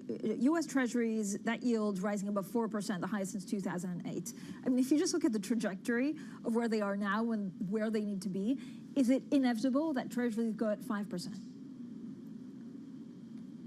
It's not inevitable because you have two paradigm shifts clashing. One is a change in financial conditions. We are coming out from this period of highly distorted financial conditions where interest rates were suppressed, where we have predictable and massive injections of liquidity. All that is gone. Inflation means that you cannot conduct that sort of monetary policy anymore. So we have a fundamental change in the liquidity regime and in financial conditions. That suggests that yields have further to go. However, we also have a fundamental change in the growth regime. Unfortunately, we've entered a period where growth is going to be challenged, where a global recession is a high risk. So you've got these two effects interacting. And then adding to all that is a loss of credibility in the Federal Reserve. So it is very hard to predict with a high degree of accuracy and confidence where yields are going to be in 6 months' time. How long do you think this ongoing global bond market rout will continue? For a while. Francine, ask yourself, what haven't we heard? If I had told you we would get 100 to 150 basis point moves in a few days, you and I, because we've been around for a while, me much longer than you, of course, but because we've been around for a while, we would ask, okay, where's the pain trade? Who's really hurting? Who's on the ropes? We haven't had yet indication of stress. Now, that's good, but I worry that that's still ahead of us. So don't underestimate the technicals that are in play here. But overall, I think we're coming to the last phase of both dollar strength and this surge in yields. So you think we've reached, I mean, is there a level actually to which, and we heard from the White House, they don't really want to work on some kind of global accord to temper dollar. Do you think we're seeing almost the end of dollar strength? Because at the moment, it doesn't really look like we have a ceiling for it. Correct. So remember, the dollar had three very strong tailwinds. And that's why I've been warning for a couple of years ago now, don't fade the dollar, don't fade the dollar. One is interest rate differential. Two is growth differential, and three is safe haven differential. And all three have been powering the dollar to record levels. Interest rate differential advantage is starting to diminish. The growth advantage will at some point start diminishing because the US faces a much higher risk of recession because of the Fed. So it's going to be just a safe haven. Now, there's a limit to the safe haven. Look, it wouldn't surprise me if the dollar strengthened. I do have a target in the back of my head. I'm not going to tell you what it is. We're not there yet. But we are, it is interesting that we haven't heard the U.S. complain about competitiveness. Something that hasn't been covered today, look at the Chinese currency. Last I looked, we were at 723. You put that graph up, it goes straight up in terms of weakening. In the old days, the U.S. government would be complaining about currency wars, about what that does to competitiveness, but because inflation is the main concern today, the government in the U.S. actually welcomes the appreciation of the dollar because it reduces imported inflation. Mohammed, you're killing me. How can you not give me a target for dollar if you have it? But we'll have to talk online. Is this a perfect storm? So for the last 5 years, we've been talking about storms, perfect storms, but it feels like the market isn't fully aware of it, but this is what we could see soon. Yeah, although it's improving, the market still has a cyclical mindset. It still thinks that we mean reverting to an old world. We're not. We're going through a major paradigm shift. It has multiple components. It is, in my view, a very bumpy journey to a better destination. So once we get to the destination of less distorted finance, of better allocation of capital, of better risk-taking, we are going to be in a better place overall. And we're going to emerge from this period of incredible distortions. However, it is a very bumpy journey. And I think the mindset in the marketplace is still mean reverting, thinking we're going back. We're not going back. This is a secular shift and one that we're going to have to navigate and hopefully get through it because the destination is a good one. Mohammed, thank you so much. The Allianz Chief Economic Advisor, of course, our very own Bloomberg columnist, and I will have to hound Mohammed for that dollar call. He is Mohammed El-Erian. Coming up, we continue the conversation with the UK Chief Executive of JP Morgan's digital bank. That's Chase. That's coming up next, and this is Bloomberg.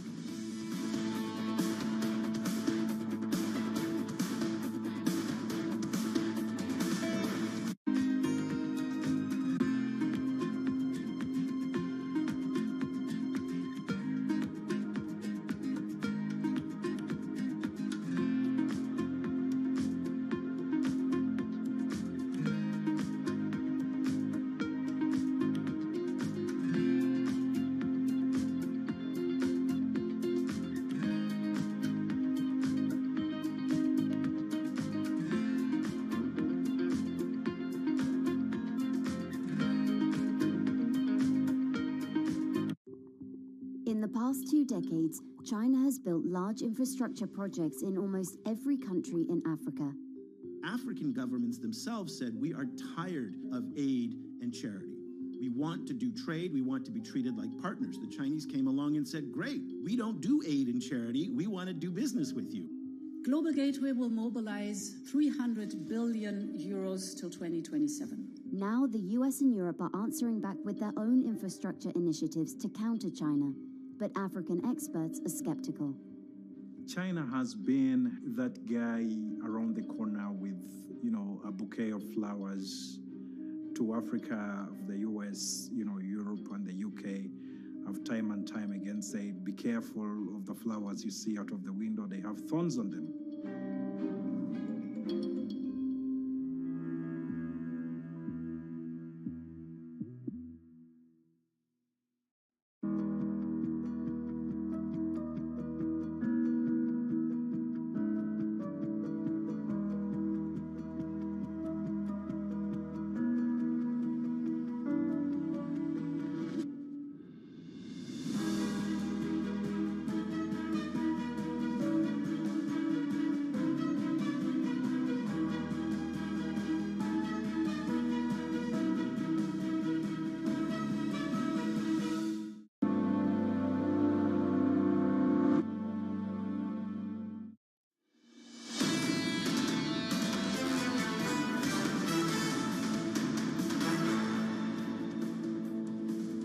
Economics, finance, politics. This is Bloomberg Surveillance Early Edition. I'm Francine Lacqua here in London. Now, at a time when the UK economy is under severe pressure, Wall Street titan JP Morgan is continuing its expensive push into the country's retail banking sector.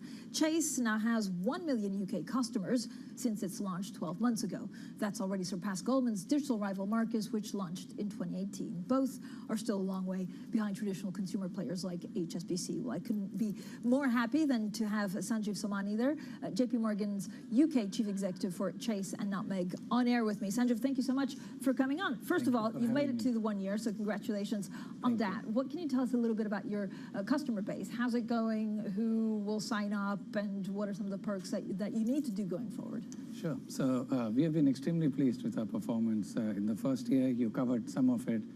We have over 1 million customers. We have more than 10 billion in deposits from these customers. Yeah. And the customers, we have been very pleased with the spread of our customers. They come from all over the country. We even have a 90-year-old plus customer. So we are appealing to all segments of the population, which is great. How do you now make it profitable? So I don't know whether this is a third or fourth, card that they have. And I know you've offered some perks, some of the cash back and things like that. Is it difficult to then turn it into a profitable business where it's the main bank account? Yeah, I think the perks are to help the customers try out the product initially.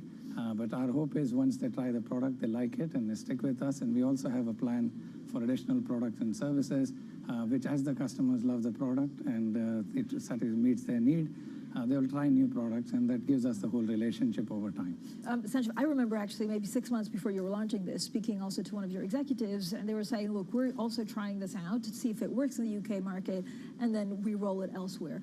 Given all the trial and tribulations and the fact that inflation is higher than other countries, that of course, the pound currently is all over the place, is it still a good place to try it out before you could potentially roll it out in Europe? Yeah, I mean, you have to look, for businesses like these, you have to look across a 10-year period. And in that 10-year period, you have to look through the economic cycles and look at the long-term vision for these businesses. And we feel retail banking is a very attractive pool outside the US. It's over $1 trillion. And we'll start with the UK and cautiously expand in other countries. So you don't think that this cost of living crisis, and again, the frankly crazy market moves that we saw in the last couple of days, somehow will be difficult to manage for Chase? In a way, we built the whole business during COVID, and we were already planned for these scenarios. So the product we have offering actually helps customers during the cost of living crisis. So we offer 1% cashback for 12 months. So this is, a customer anyway spending £1,000 a month gets back 120 over the year. We offer lots of money management tool in our app, 24/7 customer service if a customer needs help anytime through the app. So all of those features. You sound like an ad. I'm an evangelist for my product. That's the only one I use right now. Sanjeev, the concern, I guess, is that it costs money, right? So this is about market share, but I think JP Morgan said you'll lose about 5 billion, if I'm not no, 1 billion in overseas digital banks. So this is not only for the UK to make sure that you reach the right market share.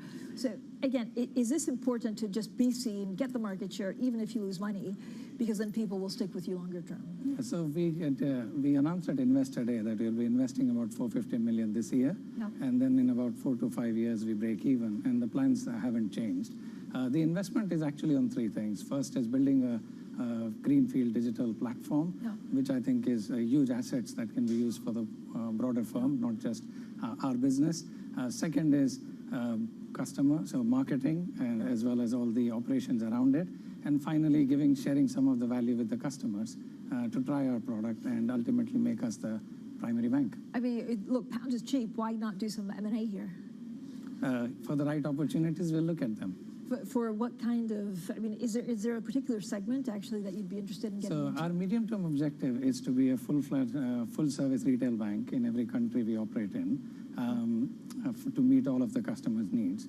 And we are building organically, and as and when there are opportunities in specific areas to complete our product or have a particular customer segment, we'll consider them. I know you said you have a 10-year horizon, but how much do you worry about, the savings really being drawn out because of volatility and gilts and some of the concerning, the cost of living crisis will hurt, of course, how much people save. Do you worry about mortgages and then people not being able to repay?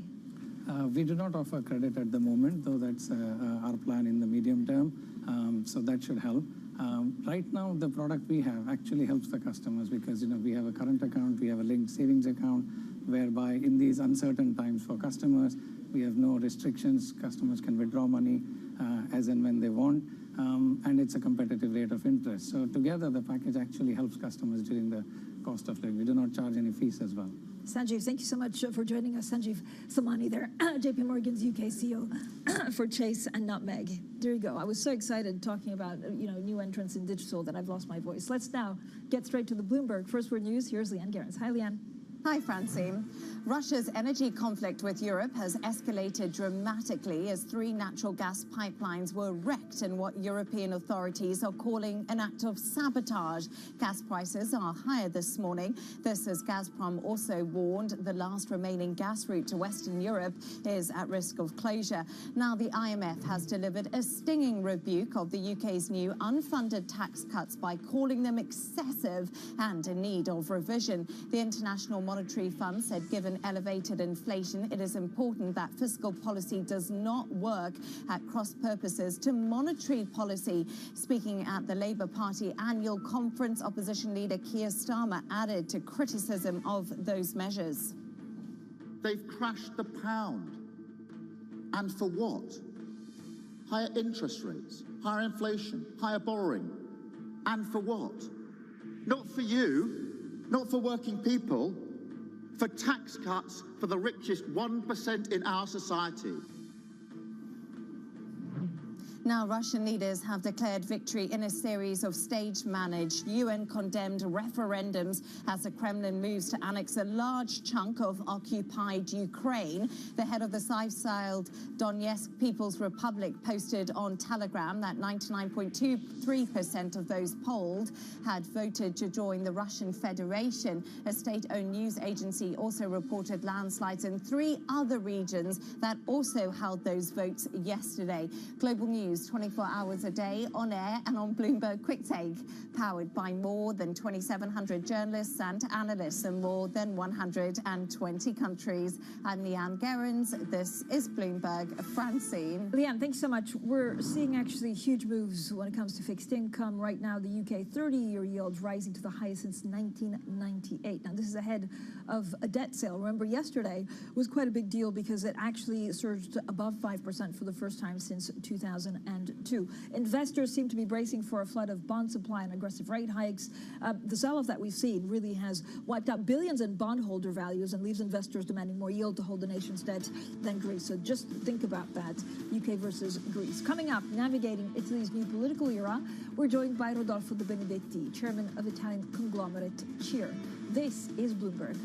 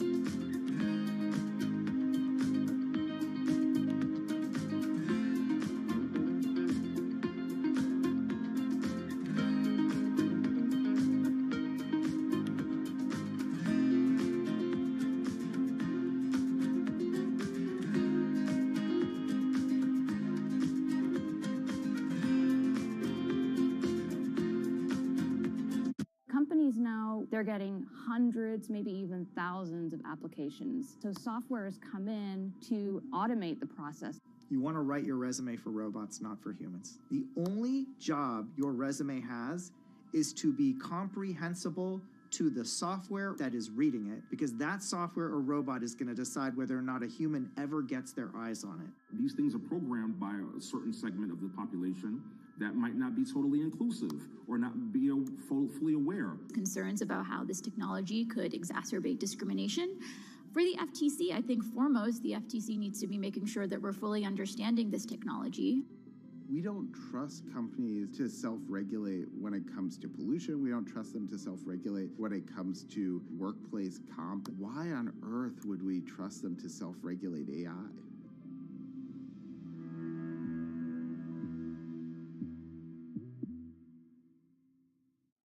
A lot's happening on Wall Street. I think Jay Powell said things that were indefensible. Need to catch up? This is Bloomberg Wall Street Week. I'm David Weston. We've got the information and insights. We think that's the next secular shift. From businesses most influential and instrumental. It's knocking it out of the ballpark. It's a challenging dynamic. This is a level of uncertainty that we haven't had to deal with. Bloomberg Wall Street Week, live Friday with replays all weekend on Bloomberg Television and Radio.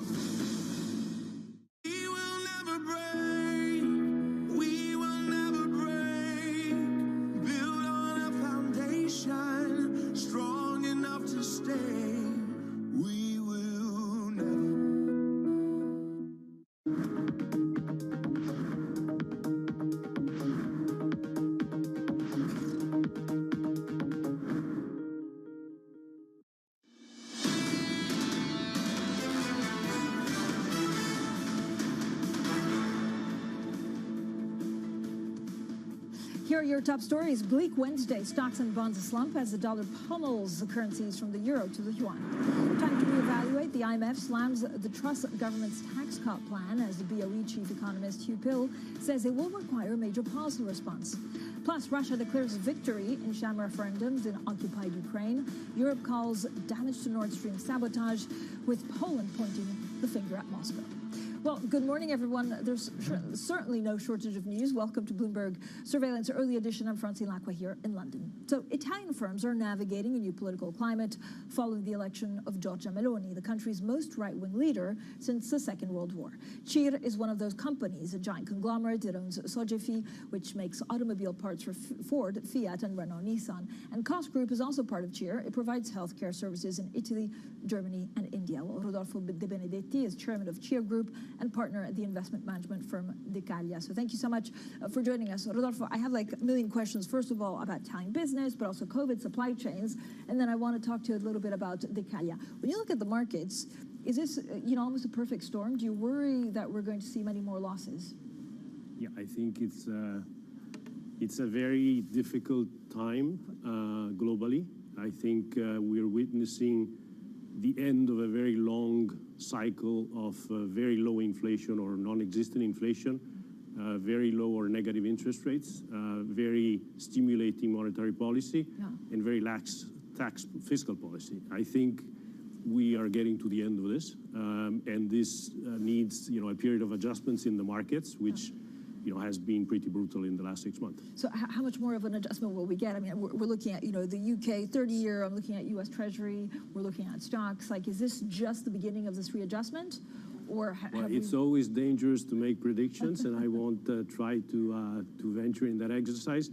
I'm not too optimistic short term. I think, the volatility will probably be with us for a while. In my opinion, the adjustment is not over yet. And I think, the geopolitics and the crisis in Europe is creating a deep pressure on the economy. And, I believe we are probably in a recession already. If not, we're going to be soon. First of all, what does that mean? Are companies going to go bust? So are there opportunities actually for investors to try and pick, some of the assets? Yeah, I think the timing is important because, as you say, catching a falling knife is a dangerous game. I think, the change in the regime in terms of the monetary policy and the interest rate environment is going to expose the weakest players and the weakest business models that were basically promoted and created counting on that very easy money and cheap money. And if that is gone for a while, at least, I think that will expose weaknesses in the system. And so, yes, I think that, probably over the next couple of years, we will see companies going out of business and countries becoming under pressure. I think we've grown with the idea that Western Europe, we had sovereigns that were, high investment grade countries. Yes. And I think that's not a given, because we're exploding public deficits and debts pretty much everywhere, and this is, I think, very challenging. So what does it mean? I mean, even 5 months ago, we're still talking about TINA, right? There's no alternative. So that if you had money, you had to put it to work in these, I guess, old school markets. Where does that money flow into today? I think there are a lot of alternatives today.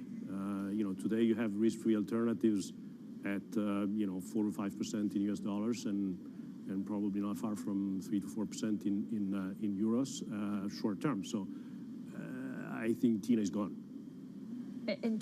Gone? I mean, forever? Is the money well, that then forever? comes back? Forever. It's always a mistake to say things forever. But I think the determination with which central banks over the world are fighting inflation and are talking about significant increases to come in interest rates, I think will make this a fairly medium to long-term game in terms of the cycle. Rodolfo, I want to talk also a little bit about cheer. So you have automotive and healthcare. Yes. I mean, how has supply chains variation because of COVID, but also the trade war and the place, not only in Ukraine, but also the place between the U.S. and China changed everything? I think you used the expression "perfect storm." I think that's a good description. In the auto business, everything went wrong in the last 2 years. We are experiencing sales and production volumes that we have never seen in the last 45 years.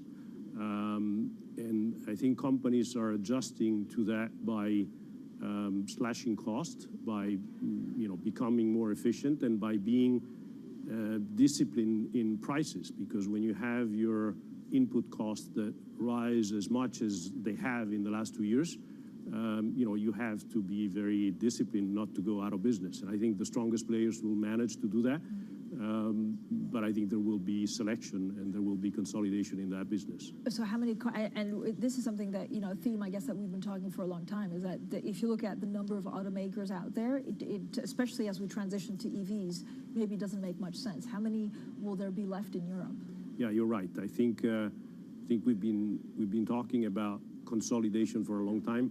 I'm not sure that I see that a lot in the OEM space. It's probably going to happen more in the supplier space.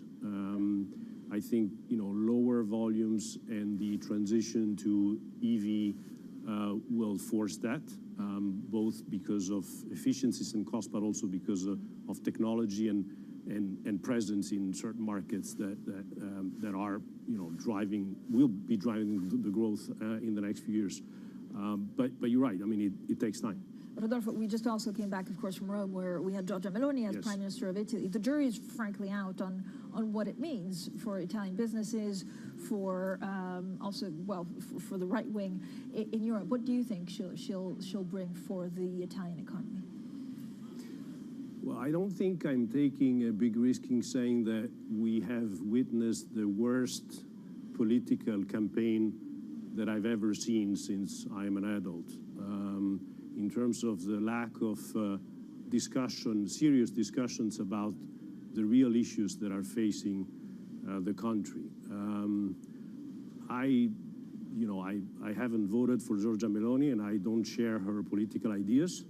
But we're in a democracy. The voters have voted. There is, on paper, a right-wing majority, and I just hope that they will quickly form a government. I hope that this government will be made up of competent people, and I hope that by stopping to campaign and to make outlandish promises that will never be, enacted in reality. But by focusing on the issues, I hope that the new government will be able to govern and will be able to continue along the lines of the previous government, which means pro-European, the international alliances that Italy has been part for the last 50 years, without fantasies that sometimes we hear about. Rodolfo, thank you so much, as always, for coming on. Rodolfo De Benedetti, their chairman of Cheer Group. Now let's get straight to your Bloomberg Business Flash. Here's Leanne Gerrans. Hi, Leanne. Hi, Francine. Saudi Arabia's 86-year-old king has appointed his son, Crown Prince Mohammed bin Salman, to replace him as Prime Minister. The appointment formalizes MBS as the leader of the kingdom's government. President Mohammed already oversees major portfolios, including oil, defense, economic policy, and internal security. Now, Apple is said to be backing off plans to increase production of its new iPhones this year after an anticipated surge in demand actually failed to materialize. Sources say suppliers have been told to hold off ramping up iPhone 14 output by up to 6 million units in the second half. We're told Apple is now aiming to produce 90 million handsets in the period, roughly the same as last year. And Phil Mickelson and other top golf players are withdrawing from an antitrust lawsuit against the PGA Tour over their suspension for taking part in Saudi Arabia's rival Live Golf events. Mickelson had previously said that he was considering withdrawing from the case because Live is now suing the PGA itself. And that's your Bloomberg Business Flash. Francine. Thank you so much, Leanne. Coming up, we go live to the Bloomberg Technology Summit here in London, where we'll speak to the Farfetch Chief Executive and Founder, José Neves. That's coming up next, and this is Bloomberg.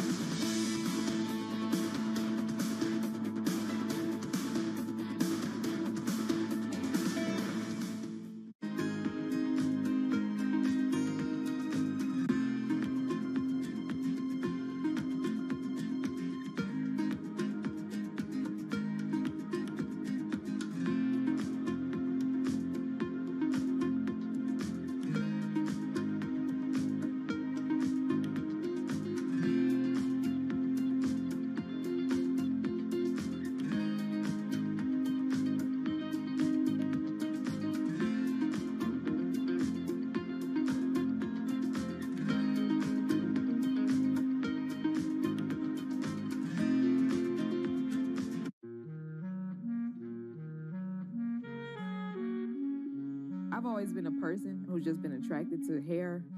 I like to sit and think and theorize how I can manifest these visions that I have for braiding, and how I can take something that may seem like it's a line drawing in my mind and apply that to someone's scalp. We are the only culture that has hair that grows out of our head the way that it does. Anyone from the African diaspora is born with this amazingly curly hair that can be shaped into a variety of different ways of expression. I want Black people to love themselves for how they naturally appear, and also to appreciate the cultural practices such as braiding that our ancestors have practiced for centuries.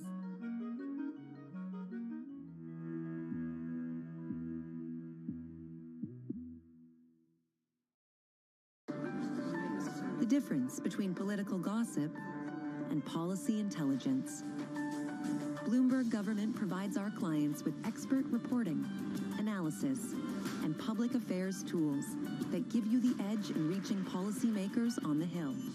When you're in the business of influence in Washington, information and connections are the currencies on which you rely. For knowledge you can act upon, the difference is Bloomberg Government.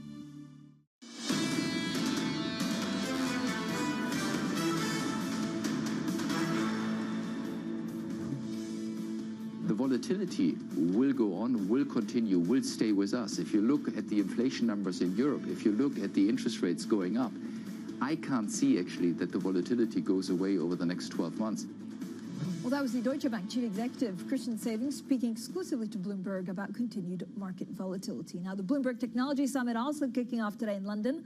It's bringing together Europe's business leaders, policymakers, and entrepreneurs to discuss things like AI, crypto, and cybersecurity. And our very own Tom McKenzie is there, and he's joined by a fashion tech guru. Yeah, I know these are subjects very close to your heart, Francine. Technology and fashion. You are the office fashionista, of course. Yes, very pleased to say we are joined by Jose Neves, of course, the CEO of Farfetch, of course, one of the leading, they would claim the leading platform when it comes to online luxury. Jose, I want to start with the question of the environment in which we face ourselves now. Higher interest rates, of course, inflation concerns, cost of living crisis, particularly acute here in the UK. We had Boohoo, one of the online retailers, coming out today, downgrading their guidance for the year because of these concerns. Are you at Farfetch going to have to be following suit? Is there a risk to the guidance in this environment? No, look, I think that if you take the big picture, luxury is a very different industry. Over the past 25 years, we've seen 2 years of shrinkage of the market. One was in 2009, just after I launched Farfetch, so I remember it vividly.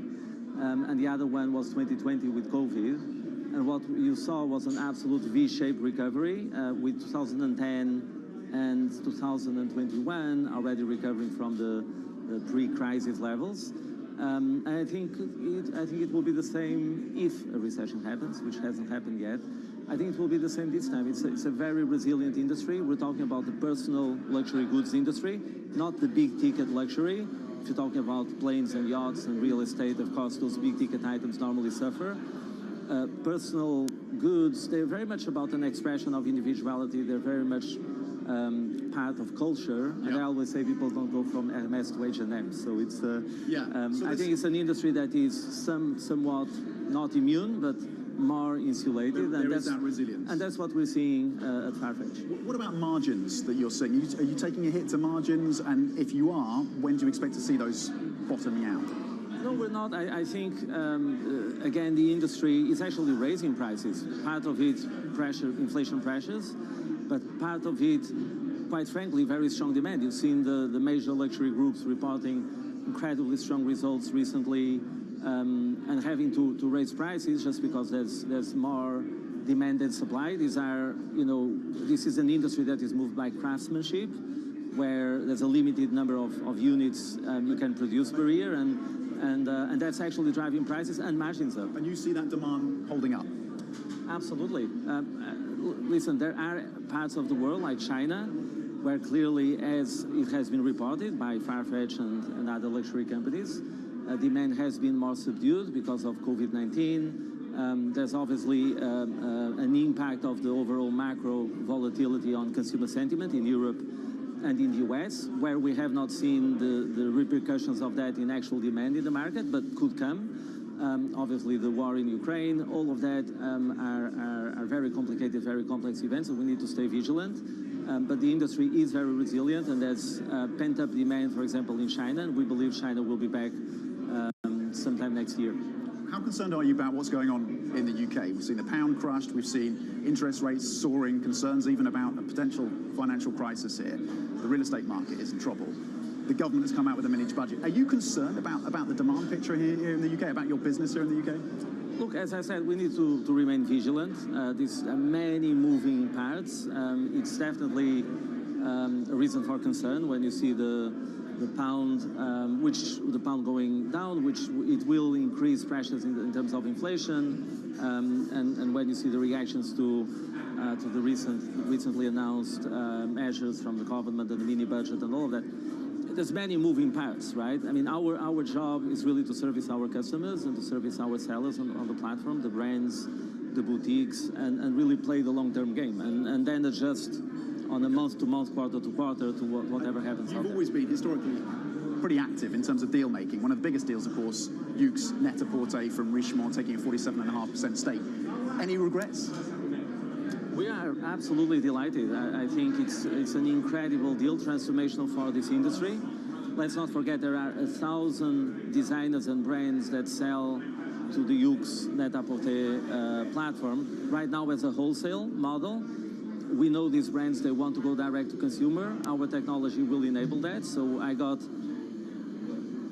dozens of texts and calls from CEOs and designers that were very excited about the transformation that this can have for them. It opens more choice and for consumers, because it's a very complementary set of brands that we're ultimately bringing together, and also increasing the supply and the choice for consumers. So I think it's obviously transformational for us and for Richemont, but we believe also for the industry, and that's what they're telling us. I was going through some of the analyst comments and reaction to the deal, and some indeed were saying this is transformative. It's going to expand your market share significantly.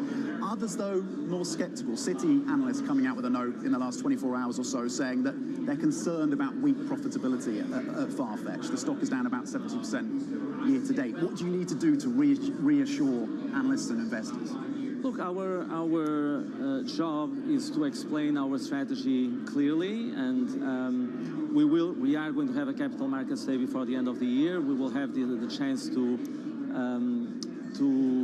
lay the vision out in a very powerful way, as well as the recent transaction with Richemont. What does that exactly mean, etc.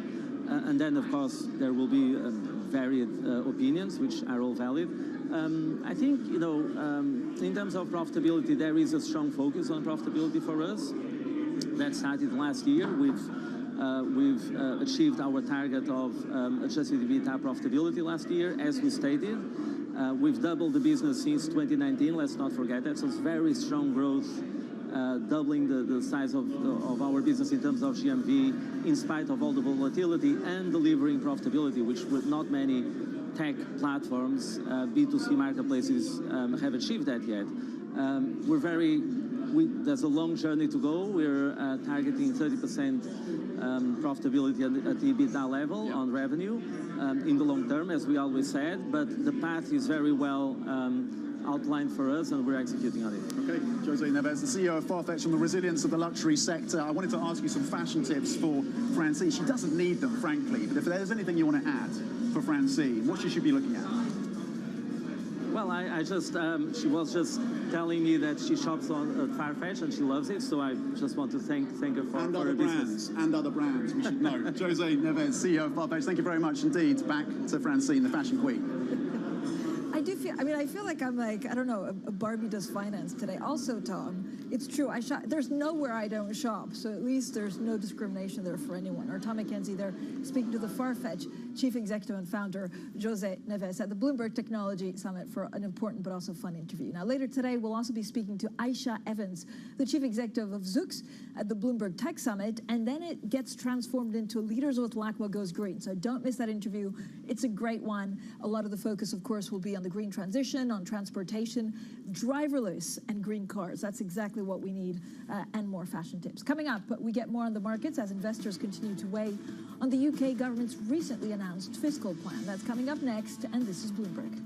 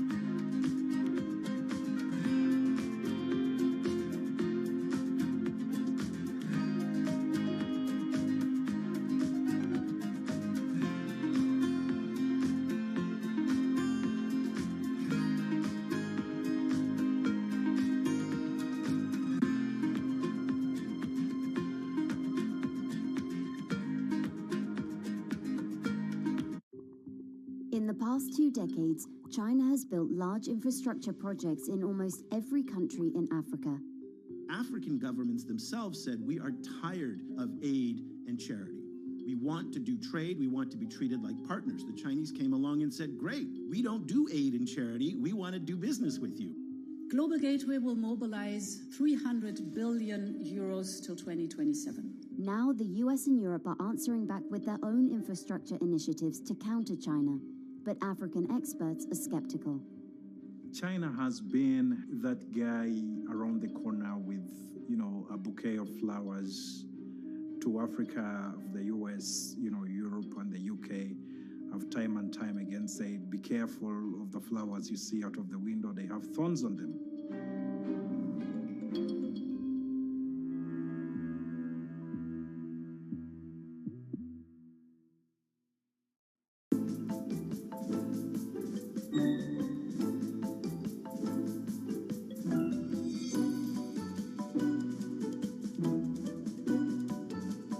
Somebody says, I want to be, and a person has an impact on society, what would you recommend that somebody do to work their way up? Well, I think the first thing, you've got to believe in something that you really care about.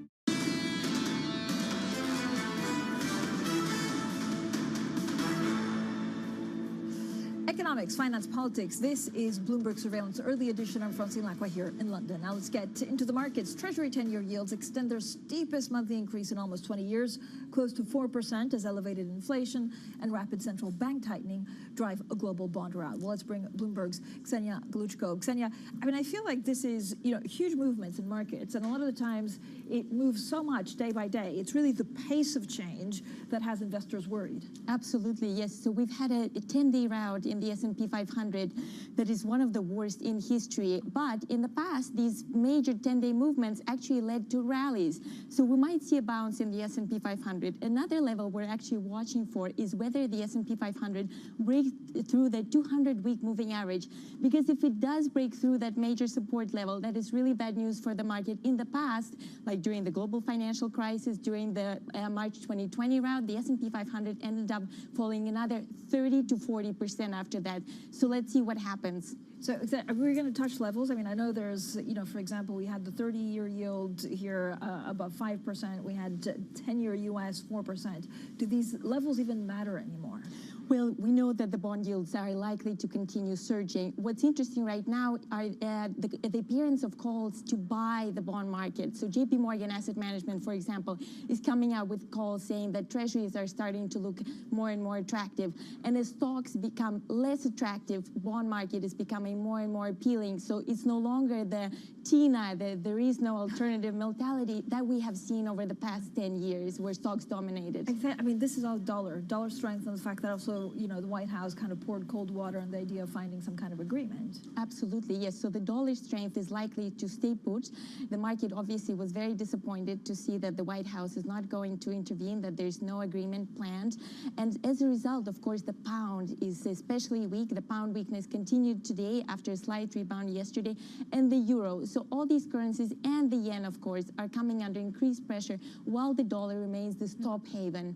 Okay, Ksenia, also another fashion guru, because we're looking at Burberry, because there are huge changes, right, at Burberry. The chief executive's kind of like moving, changing deniers, so we look at the stock price. Absolutely, yes. So let's see if this will bring a recovery in Burberry's stock price, right? We've seen LVMH do very well, Kering. So if they capture the Ksenia Lacqua combo, they'd be doing well. Ksenia Galuchko, thank you so much. We'll have plenty more, of course, Bloomberg Surveillance Early Edition in the next hour. Matt Miller, Katie Lyons, Anna Edwards.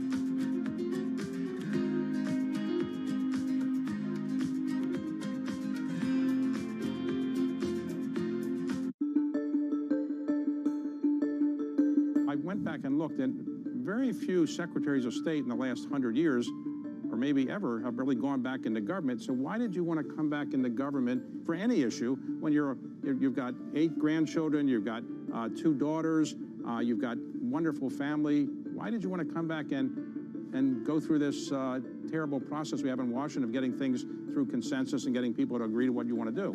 Because I want those grandchildren to have a future. It's very simple. We're not in a good track right now. The world is not serious enough about reducing our emissions fast enough, David. And the result is that the planet is going to continue to evolve in reaction to what we human beings are doing to it, mostly through fossil fuels. Most of the emissions that are going up nowadays into the atmosphere and are creating this increased level of energy that comes from the ocean, goes into the storms, the floods, the rain. All of it is explainable, and it's all linked to the changes we are creating on the planet. So it's very simple. I wanted to come in because I think we have a real chance now to make something happen, and I think Glasgow was a major step forward in the effort to do that.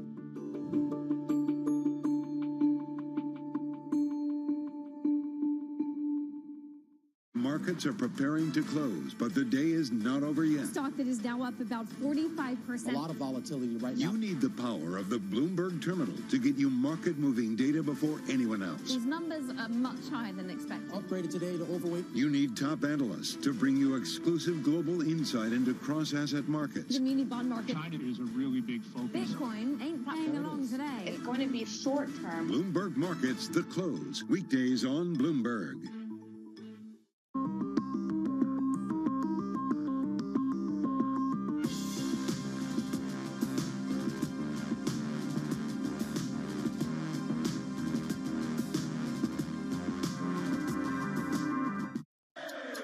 This is Bloomberg Daybreak with Lee. On Bloomberg Radio. Welcome to Daybreak Australia. This is Bloomberg Technology. Welcome to Bloomberg, the lineup.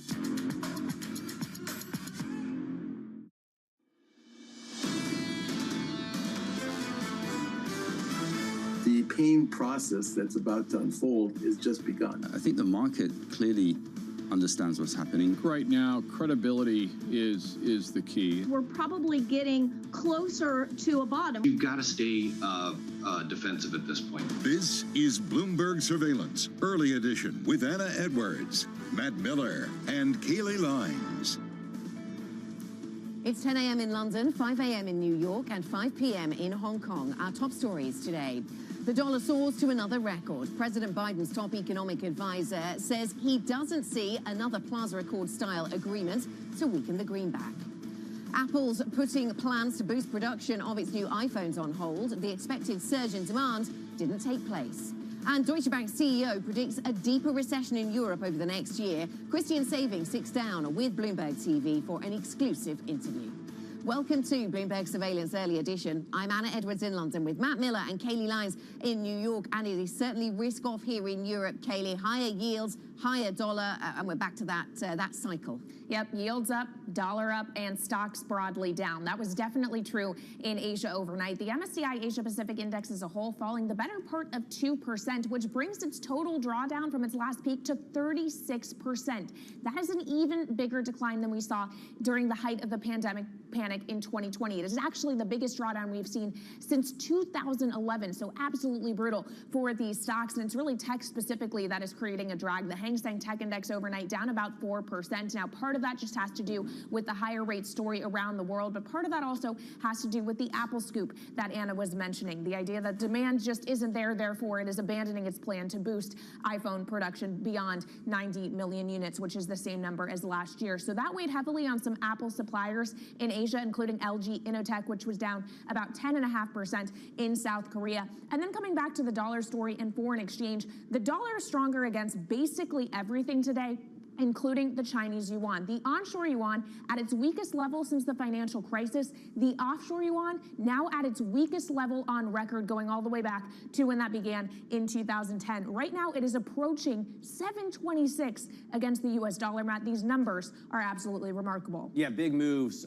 to say the least. And of course, the Apple story has a lot to do with the equity malaise that we're seeing. Yesterday, there was a turnaround in the market to the downside throughout the session. Now we see that futures are down about 0.2%. We closed yesterday, I think, at 36.47. So we're so far from the year-on-end target that strategists have, the median being, I think, 4,300, that you should see some revisions downward in the next couple of days, if not today. The Bloomberg U.S. dollar index, really an even bigger cause for concern than the drop in Apple. Of course, Apple is so heavily weighted that it makes a huge difference in the S&P, but the dollar index is hurting everything. 1359, the level here. As this rises, of course, it crushes currencies worldwide and causes other central banks to need to raise rates even further. So that's a problem for the global economy. The 10-year yield up to 4%. Right now we're at 398.63, but we've been up over 4%. This is a pretty astounding jump. Treasuries have fallen, I think, 33% so far this year. Much worse than the global ag, which is down just about 23 or 24%. By the way, the S&P 500 is down 23 or 24% this year to date as well. And then Bitcoin, just another risk-off indicator. It's normally very well correlated. The last couple of days we've seen a little bit of a reversion of that, but now it's back to showing what stocks are showing, off to $18,733. Anna, what do you see in terms of the European markets? Yeah, we see a lot of red on this screen, Matt, to answer briefly your question. So a lot of negativity for European stocks, and the detail sector by sector doesn't tell a positive picture. Healthcare, the only sector showing any brightness in the earlier part of the trading session. The banking sector, the worst performing sector. So even a sector that could benefit from higher interest rates, behaving badly, being the worst performer here in Europe as a result of concerns about the European economy, and those seem to dominate. Let's have a look at what is driving some of the most recent fear. And once again, we're back to talking about higher gas prices. The gas benchmark back over 200 euros per megawatt hour. We've seen what the European Union is now calling sabotage of Nord Stream 1 and Nord Stream 2. And even though they weren't delivering gas, that's still a bad sign for winter, of course. And now questions being raised over the pipeline that goes through Ukraine, the last remaining one from Russia into Western Europe, and what happens to that particular pipeline. The euro is down by 0.4%, now has a 0.95 handle, a 20-year low for the single currency. We're also watching what's happening with the fortunes of European corporates. We'll ask our guests about this a little bit later on. The cost of insuring against default on European corporate debt has now increased to the highest since 2012. And we are seeing that spread widening story happening here in Europe, even if it's not a global one just yet. In terms of yields going higher, this is the 30-year bond yield. This has gone over 5% now. This started September with a 3 handle. It was 3.1 at the start of this month. That is how far we have traveled in just less than a month. Substantial moves higher. Highest yield on this particular debt product since 1998. Again, the cost of corporate borrowing very much in focus. And ST Micro, I put this one in here, Matt, because it was a read across from the Apple story we mentioned in our headlines, down by 5.6%. There is some weakness in some areas of tech as that sector once again takes note of the Apple news flow and also the higher rate environment. Yeah, of course, it's a big heavyweight and a very hard hitter, but not quite as big as King Dollar, soaring to yet another record after the White House talked down the prospect of a currency agreement to weaken the greenback. White House National Economic Council Director Brian Deese spoke on the David Rubenstein Show peer-to-peer conversations yesterday. Do you see any possibility of a global accord to kind of adjust currency values the way there was with the Plaza Accord, or is that just not something you're focused on? I don't anticipate that's where we're headed. Bloomberg's Danny Berger joins us now for more, because this obviously has had ripple effects across markets globally, Danny. Yeah, I mean, look, dollar did perk up after we heard from Brian Deese saying that, but I gotta say, Matt, I mean, it's not necessarily just the lack of Plaza Accord. I don't think many people really expected that. After all, a strong dollar, it benefits the U.S. They need it right now to help keep inflation down. But it leads to this vicious feedback loop where continued strength of the dollar means other central banks need to hike, as you pointed out, Matt. So you get yields rising, people sell risk, and what do you buy? The only thing that works is the dollar. Really strong dollar today today and in past days is just a symptom of this, that it's the only thing that works in this market at a time where you had Fed speakers continuing to talk about the need to be hawkish, that credibility is at stake, and of course the continuing energy crisis in Europe. All of that just continues to feed into a dollar, which we've talked about peaking. It hasn't really. And treasuries also reflecting that risk off that concern of the current environment. But what is interesting, what's different about this treasury sell-off today and yesterday that we have seen is it's the long end of the curve here. Yes, we've had really bad auctions, a 5-year and a 2-year so far this week that led to a sell-off. But 30-year yields, those are up 5 basis points. That's what's leading the sell-off, which brings me to a point I raised earlier this week. I got excited with the VAR shock, and look, I'm still focused on this idea because UK 30-year yields, Anna, you pointed this out, the moves have been remarkable. Before August, the average implied daily move was 8 basis points. We've been moving triple that over the past week. We have gained 200 basis points over the past 20 days. This is AA government paper. It is something that's usually safe, something used as collateral. When you get this much volatility, you get things like margin calls that ripple into the U.S. Treasury market. Yeah, what does that do to risk management frameworks? Danny, thank you very much. Bloomberg's Danny Berger with the latest on those moves in the markets. In related news, U.S. Treasury Secretary Janet Yellen says markets are functioning well despite all of these ructions. Meanwhile, White House officials reportedly are preparing for the potential departure of Yellen after midterm elections. According to Axios, no decision on Yellen has been made yet. Kaylee? Well, Anna, we also want to mention a few of those corporate stories. One we've already taken note of is Apple. Bloomberg has learned it is backing off plans to increase production of its new iPhones this year. The company had expected a surge in demand, but that hasn't happened. Apple will aim to produce 90 million handsets in the second half of this year, which is roughly the same level as last year. Apple shares right now down about 3.6% in pre-market trading. Then another stock we're watching, and this one is a more positive story, Biogen. It is soaring about 46% in pre-market trading after Eisai and Biogen said their Alzheimer's drug slows the disease based on results from a final phase trial. It is a major milestone for researchers who've been working for decades to find a treatment to blunt the most common type of dementia. The companies will apply for a full U.S. approval by the end of March 2023, Matt. Yeah, that is a very optimistic report, both for the drug makers and for, I guess, society at large. Let's get to one of the big bank CEOs that everyone pays attention to. Deutsche Bank CEO Christian Sewing told Bloomberg that market volatility will continue for the next year, but the German lender is well positioned. He spoke earlier in an exclusive interview. The volatility will go on, will continue, will stay with us. If you look at the inflation numbers in Europe, if you look at the interest rates going up, I can't see actually that the volatility goes away over the next 12 months. Sonali Basak, our global finance correspondent, joins us now for more. So volatility, as Kaylee pointed out on our call earlier, can be good, can be bad, right? Yeah, and you have Danny Berger talking about margin calls before I've even started drinking my coffee this morning. So, you know, if you look at the MOVE index, this is across equities and bonds. The MOVE index is marching steadily higher, very close, alarmingly close to its 5-year high. And now you also have Christian Sewing saying that volatility could last another 12 months. The VIX is roaring at about 34 today. And so what does that mean? Does it move from productive volatility to gapping volatility, stifling volatility? I'll take a note from Jeffrey Goodluck of DoubleLine, who says that this move in yields is relentless. Remember, a day ago he was saying that the bond market is cheap, and he's a buyer recently. And so these sharp moves in the market, as well as not knowing the place to get in, is clearly a challenge for a lot of investors. One really famous short seller online was talking about how he is losing money both on his shorts and his longs. So if you multiply that across the industry, you start to have a bigger problem ahead with a lot less dry powder on the buy side. Yeah, and of course we're going to get some more insight into just exactly how these banks are faring not too long from now. JP Morgan kicks off earnings 2 weeks from Friday, so that's coming up quickly. Also, these big banks are dealing with a little bit of regulatory issues around WhatsApp. We knew fines were coming, right? $2 billion is the number we finally understand. What is the broader significance, though, of these fines for using not approved communication platforms.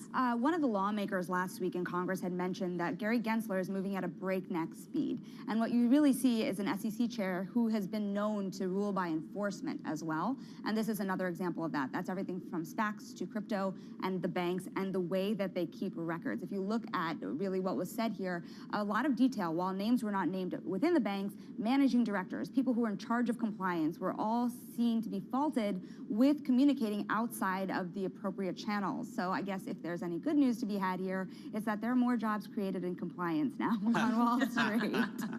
So, which has been the trend here, but certainly something all the banks said that they would do in the wake of this fine and this matter. Finding the silver lining. Shonali, thank you very much. Bloomberg's Shonali Basak with the latest on the financial services sector. Well, let's go from that to what's happening in Florida right now. Hurricane Ian is now a Category 4 storm, according to a statement from the U.S. National Hurricane Center. The storm is poised to become one of the costliest in U.S. history. It's prompted mass evacuations, school shutdowns, and thousands of flight cancellations across Florida. We're joined now by Bloomberg's Will Wade, who is in Tampa in Florida for us. And Ian has now become a Category 4 hurricane then. What can you tell us? Yeah, that's definitely the big news. The 5 a.m. update upped the wind speeds to about 140 miles per hour. As of just 2 a.m., it was 120 miles per hour. So that rapid intensification is one of the things we're seeing with hurricanes these days because of climate change. It's definitely going to be a big one. When I drove into Tampa last night, there was definitely a sense from the people that live here that, well, we've been through hurricanes before, but this one feels like it's going to be a pretty significant hit. It's not raining that hard. Oh, seems it's raining hard enough to cut his line, though. Yeah, Will, we hope you're safe there in Tampa. I'm just looking, Matt, on the Bloomberg terminal, a great function and functionality. We have Map Cyclone Go, Anna. We'll show you the track of the hurricane. Of course, Ian is not even the only active cyclone you can track on the Bloomberg terminal right now, but clearly it has one with the potential to be extraordinarily damaging. Estimates ranged up to $45 billion US. Absolutely. So the focus will be, of course, on any potential loss of life. When it comes to the financials, there is, of course, a read into the treasuries market here because insurance companies, if they have to sell treasury holdings to fund insurance claims, then that's something we need to watch. Also keeping an eye on this as part of the agriculture story, of course, as well, with the orange growing area, fertilizer manufacturer, all happening within this zone. So a lot of ways that this could impact the market. We will check on Will and hope that he's okay. Coming up on this program, though, we'll be hearing from the Austrian Central Bank Governor, Robert Holzmann. If even he says 100 basis points is too much in October, where does that leave the ECB next month? That conversation shortly. Maria Weitmaner joins us, senior multi-asset strategist at State Street. We'll ask about corporate debt and whether that has any warning signs to come for the equity space. We'll also be having a conversation with Poppy Gustafsson, the CEO of cybersecurity company listed here in London, Darktrace. That's shortly. This is Bloomberg.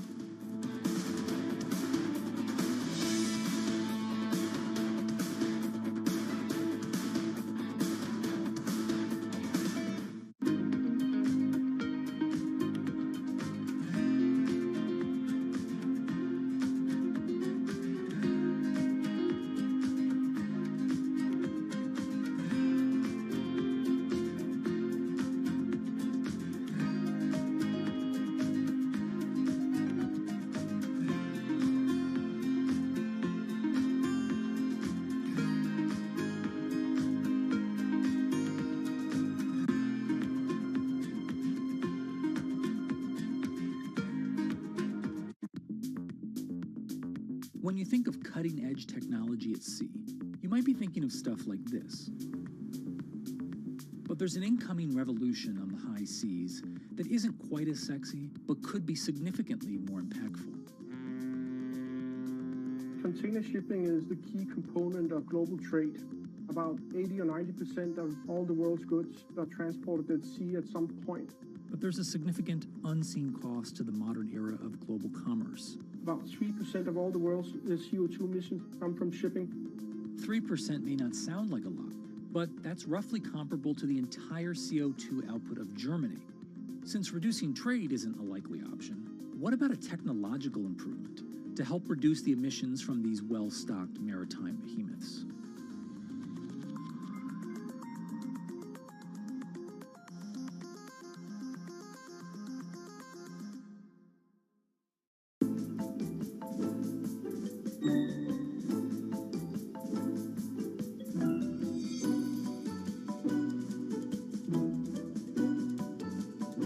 somebody says, I want to be, and a person has an impact on society, what would you recommend that somebody do to work their way up? Well, I think the first thing you've got to believe in something that you really care about.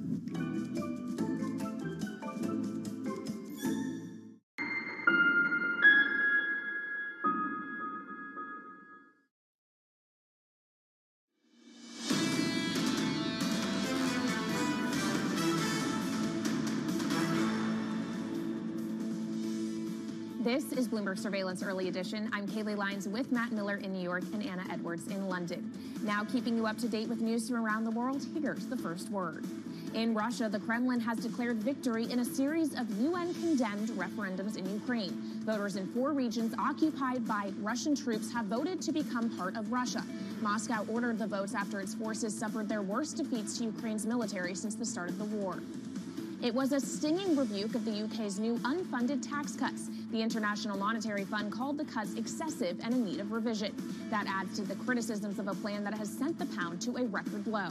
The IMF says Chancellor Kwasi Kwarteng should have used a plan scheduled for release in November to reevaluate the tax measures.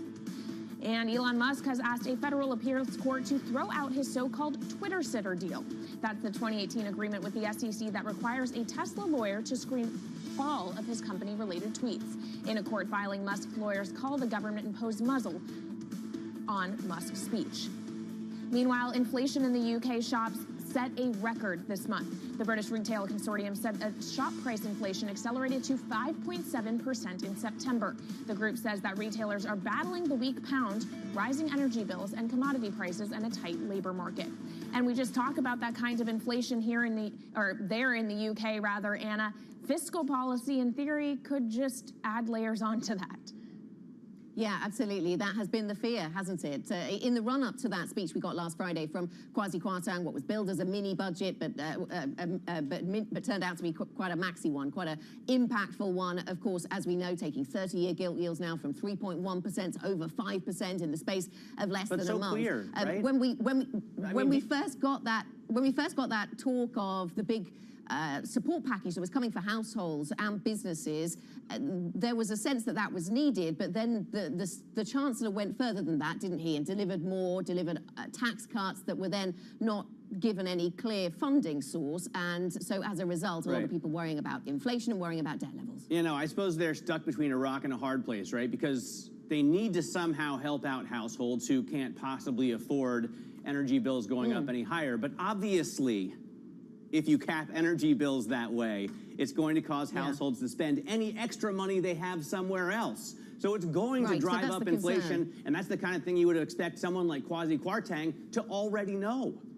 Yeah, and Kayleigh, a lot of the focus was on the things that didn't come along with the statements, of course. So we didn't get the usual forecasts that we would get from the OBR, something we've talked about before, the Office of Budget Responsibility. And so now we're listening for more commentary about debt sustainability, of course, from the Treasury. Let us focus not on the UK, though. Let us focus on the Eurozone economy, and let's get to Brussels. Joining us now, Bloomberg's Maria Tadeo with Robert Holtzmann, the Austrian Central Bank Governor and ECB Governing Council member, for an exclusive conversation. Maria. Yes, Anna, good morning. And we are now joined by Robert Holtzmann, of course, the head of the Austrian Central Bank. We're talking about the beautiful sights of Vienna, but here you're talking business in Brussels today. Of course, Christine Lagarde has been very clear rate hikes will continue. Inflation, it's all over the place in Europe, perhaps approaching 10%. When you look at the October meeting, the question is simple. Is it 50 basis points or will it be 75 basis points? I think the market said 75. I think it's a quite good guess. I think for most of us, all of us, 50 may be the minimum. We wouldn't go beyond. Some were asked, could it be 100? It could, but I don't see the necessity now to go as fast. So I think 75 would be a good guess. So 50 is a minimum, 100 too much. Even for perhaps a hawkish side of the central bank, essentially 75, that's what you're saying. That's where it's going. Yeah, at the moment, I don't see a need to change the message. I mean, what we have done and what Lagarde said now, we plan for the next several rounds increases there, and we have to increase unless we start to be over the neutral rate, which is still some way away. And when do you see it, though? Well, this is a big discussion internally, you know. Since you cannot observe it, it has to be estimated. And each of us has different estimates, also because within the Euroland, countries have different neutral rates. We don't have any unique rates there. And it also depends whether you take the lending rate or the borrowing rate, which you take as the base point. So I think, how to say, when we above 250, then, how to say, we can be sure that we are over the neutral rate, because we have a lower neutral rate than the US. But, how to say, the neutral rate may be not negative, but slightly positive. And can it come, or could it come around Christmas as a Christmas gift, perhaps to some? Well, Christmas starts in December, goes into next year, so everything is possible. And, and what about the conversation around QT? Because it's already in the market, it's already out there. In your view, when should we have the discussion? And when we talk about QT, first of all, it's not just the timing, but what does it imply? Is it actual policy? Is it just a signal? It's getting the conversation started? What's QT for you? Well, I think you mentioned the points. I think QT must be part of our normalization. This we all know, they all agree there. The question then is when to start it and in what way to start. Is it something which is only not renewing the purchases, which we currently have, or is it something what England does, which is actually also selling? I think the discussion internally we have not finished yet. We will have a discourse over the next couple of months. What's to do? It will be certainly something which to expect sometimes next year, not the beginning. Sometimes it will happen there. And here, I think also, if you recall, at the moment we have for PEPR the end of QT for the end of the year. So it's not immediate. Of course, we can always change that. And for ABB, we have not an end yet signal there. So I think it's important to make the market understand. But for me, very importantly, is we have at least 4 countries that have QT. US, UK, Australia, and Canada. And I ask the ECB to do a study how QT has impacted their financial market. I think this would be an important message and guideline for us to understand. For your discussion. And, you know, if I listen to everything that you said, 75 basis points seems to be the right way. There needs to be already a debate around QT, the impact that it has and how it would work. By this time next year, the market's already priced in, the ECB will be in restrictive territory. That's essentially where we're heading. Is that something that you would share? That same overview? I have to say, a lot of water will come down the Danube, the Rhine, and we will have a number of new reality there. So I would be cautious. We have seen now the attacks quite likely on the gas pipe. I think we live in a very uncertain environment, but what we can say is this all will be taken into account when we talk about QT, and this all needs to be processed. And just as a final question, there is a debate for central banks that you have to hike, you have to show you're serious about inflation, but that could send your economy into a recession. There's a question as to how big, for how long, how shallow. But I wonder, is there anything that could happen from now until December that could derail the plan that you laid out? At a point in which you go, we have to stop the hikes. Something's happened. Is there anything that you view as a risk that could stop that roadmap that you laid out for me? I hope I don't see it, given the geopolitical part of it. So I don't see it from now to December. It's not on my radar scale, but what we all know, the tail risk is there. The tail risk can happen, and I would see it not at the economic side, but at the geopolitical side. But at the economic side, I don't see a tail risk currently in order to derail what we want to do here between here and the end of the year. And of course, that risk has a name, and it's Vladimir Putin. Well, thank you so much for your time, Governor. Always good to see you, and hopefully next time in Vienna, because it's a beautiful place. Thanks, and pleasure seeing you. Thank you very much. Well, that was, of course, Robert Holtzman, the head of the Austrian Central Bank, joining us here on Bloomberg TV. Kaylee? All right, Maria, thank you so much for that great interview. Bloomberg's Maria Tadeo with the Austrian Central Bank governor advocating for 75 basis point move from the ECB. Coming up, we're going to talk about how monetary policy is influencing the equity markets. Maria Vetmana, senior multi-asset strategist at State Street, joins us next. This is Bloomberg.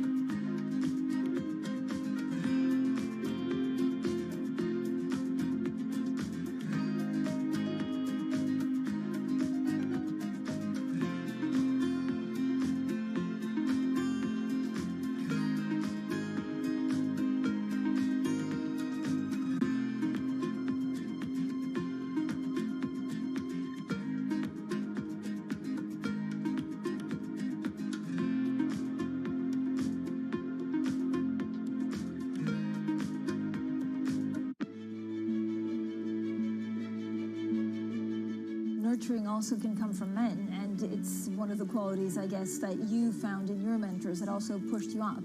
Do we need even more nurturing post-pandemic? Is the way that we talk with employees going to change? I think talent becomes the single biggest differentiator of a successful entity versus an unsuccessful entity. So you've got to do everything possible to hire, train, retain, put your arms around talent. I mean, you really got to focus on your talent. In the past, it's always been give them money, show them that they have an upward mobility and can make even more money, and that's the only reason people come to work. I think post-pandemic, we are seeing more and more people say, I have to worry about me as a person. I have to worry about my family. I want to worry about my well-being, my mental health. So we've got to start encompassing people as holistic humans as opposed to a tool of the trade, which means that we have to engage with them head, heart, and hands, not just head and hands. The heart has to be engaged.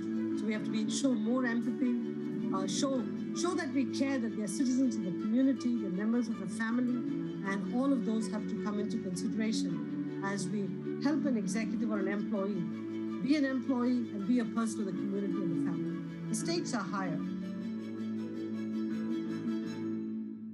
When you've had your fill of IPOs, ETFs, and CPI, tune into the lineup for some NFL, NBA, and MLB. Did you retire too early? I mean, look at some of these payouts. I absolutely retired too early. For the inside scoop on sports betting, catch the lineup right here on Bloomberg.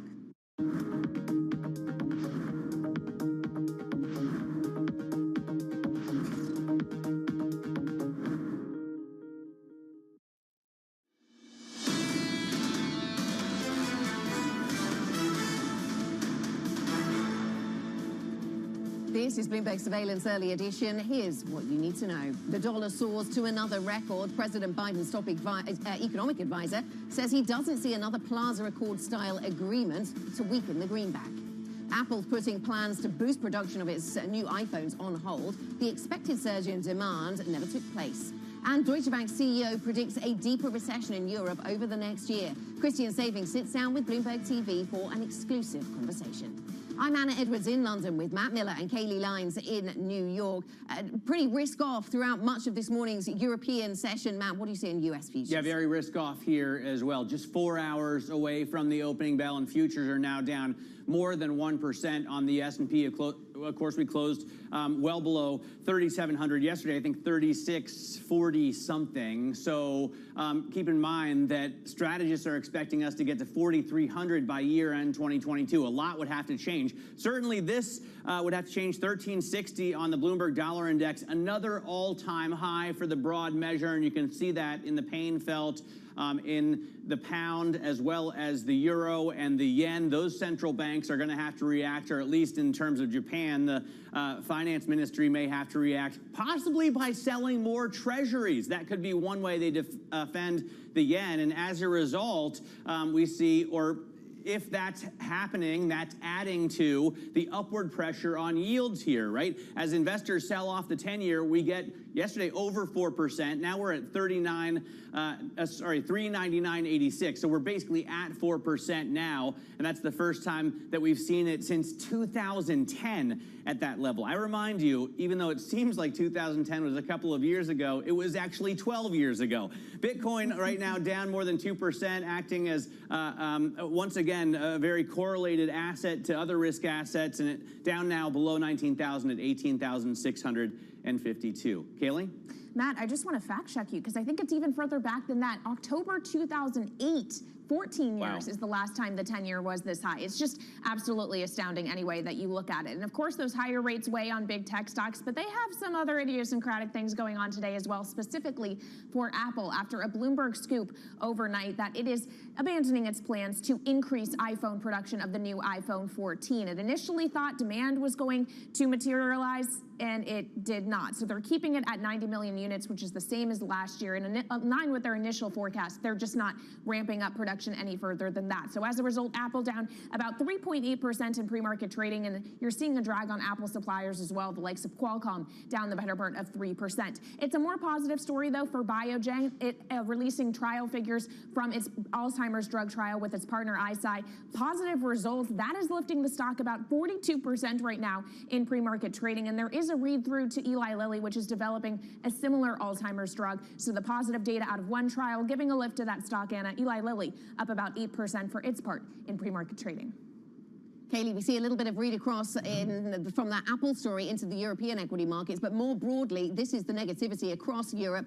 Yes, partly sentiment driven around the Apple story, but very much driven by higher yield environment, higher dollar, all of that weighing on sentiment, so down by 1.7%. And even the banking sector, which would benefit, of course, from higher interest rates to some degree, that is selling off because of concerns about global growth, European growth. The euro down by at 0.95, so that's where we are, well below parity then on the euro, down another 0.4%, a 20-year low for the euro now, and we're talking about concerns around funding for European businesses. We've seen a bit of a push higher, the highest level since 2012, in terms of the cost of insuring against default, the ITRAX index, that is, for European high-grade corporates. The UK 30-year yield in focus. So we talked a lot about the short end of curves and how that's been driving things over recent months, but this week seems to be very focused, or today certainly very focused on the 30-year. So the 30-year now over 5% in the UK. It started September down with a 3 handle. 3.1% is where we started the month, and so substantial moves coming through, the highest rate of borrowing for the UK government at this duration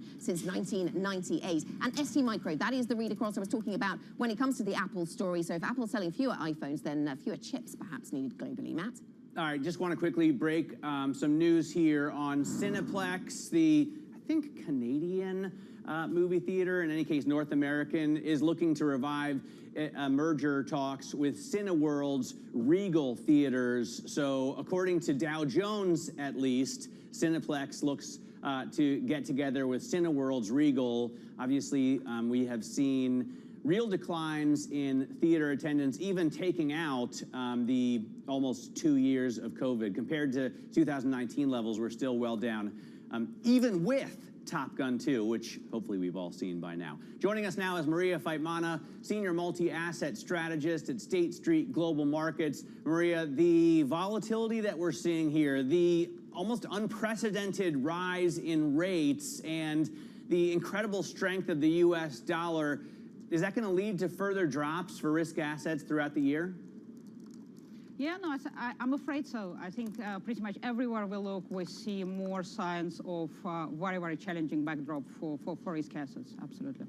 Challenging for risk assets. Maria, good to see you. So is there anything that any straws you're clutching at? Because, you know, we've spoken to you many times, Maria, over the years, and you were positive on stocks until, well, you tell me, till quite recently, I suppose. Anything that you're still looking at that could turn you more positive?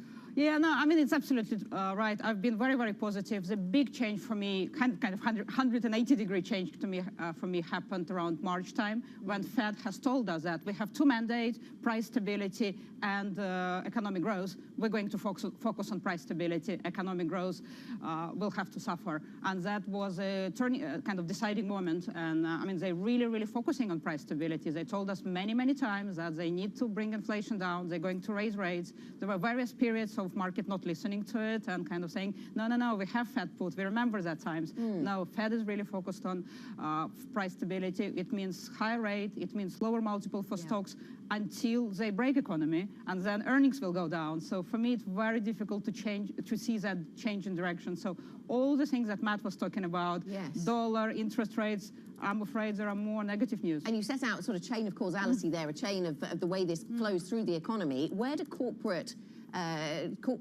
debt fit into all of that? Because I know equity is your focus, but I wonder if this is linked. We've seen credit risks for the safest European bonds rising to the highest since 2012. The ITRAX index measuring that.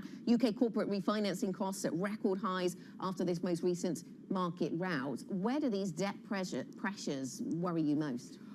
I mean, it's interesting. So, I mean, you can have you say I come from equity, so I'll give you a read across from equities, is that we're seeing compression in multiples. We're seeing risk going up, spread rising, but we haven't seen a lot of earnings collapses. We haven't seen a lot of defaults. So that's next. So to me, that's really worrying bit, is that we're not even halfway through. So that's a big worry in terms of a downside for the market, is that we see risks now, but we'll need time for them to realize before we can move on to the next stage.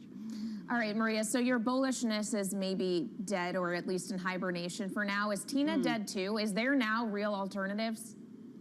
Yeah, no, that's a really good point. And I mean, I've seen new acronyms coming up. There is Real Alternative, there is TARA, there is Tiara. So I think market needs to settle on something. But yes, I mean, bonds are yielding more. Cash is becoming far, far more attractive. So yeah, I mean, somebody asked me, which stocks do you want to buy? I said none. So I think that probably gives you an answer. Well, that's quite telling coming from you. So if you don't want to buy stocks, what do you buy? What is the best hedge here if you want to play defense?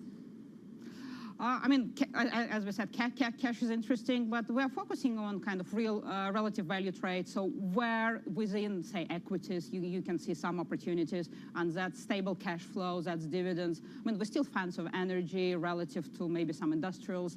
So yeah, relative place is probably the best way to defend your portfolio at the moment. What do you look for to see that we've oversold? Clearly, you know, the pendulum always tends to swing too far in either direction.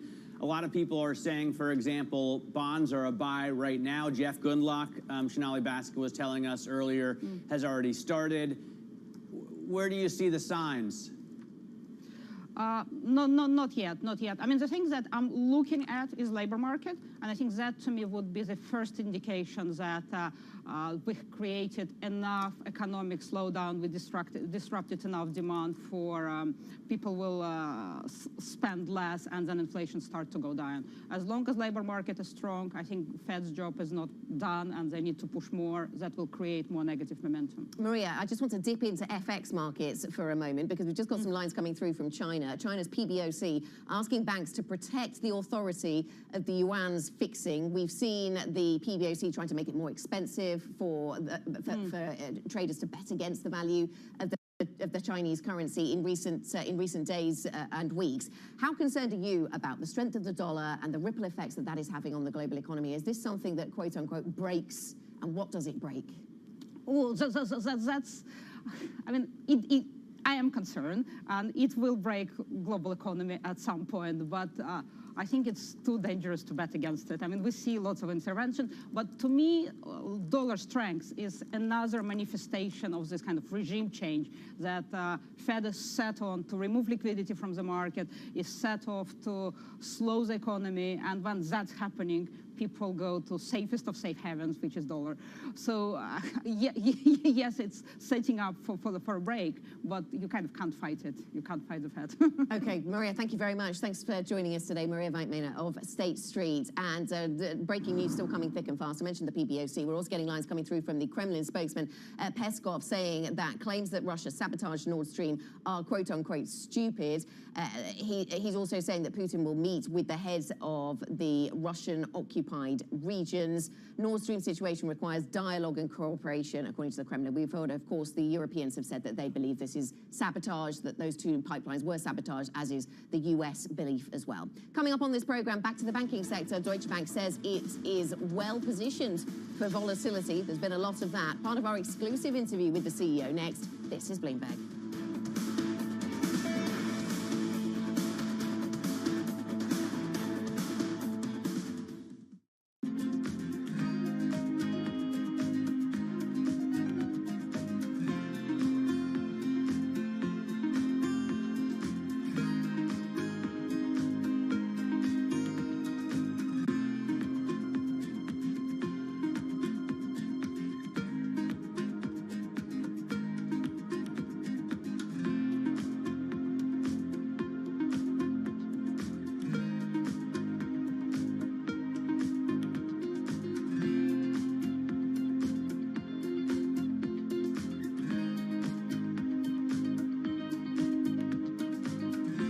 Nutrigenomics and precision nutrition is one of those rare scientific fields that overlaps with the Instagram-friendly wellness industry. There is a lot of interest in this idea of personalized nutrition, and especially how accessible it is to the public. You can go on Google and type personalized nutrition or diet and genes, and you will find dozens of different companies that offer this nutrition precision tests. One of those companies is Routine. Routine claims that their personalized tests stemming from sciences like nutrigenomics make their supplements different. But even with the claims from Routine, as well as dozens of other personalized nutrition companies, The science still has a long way to go.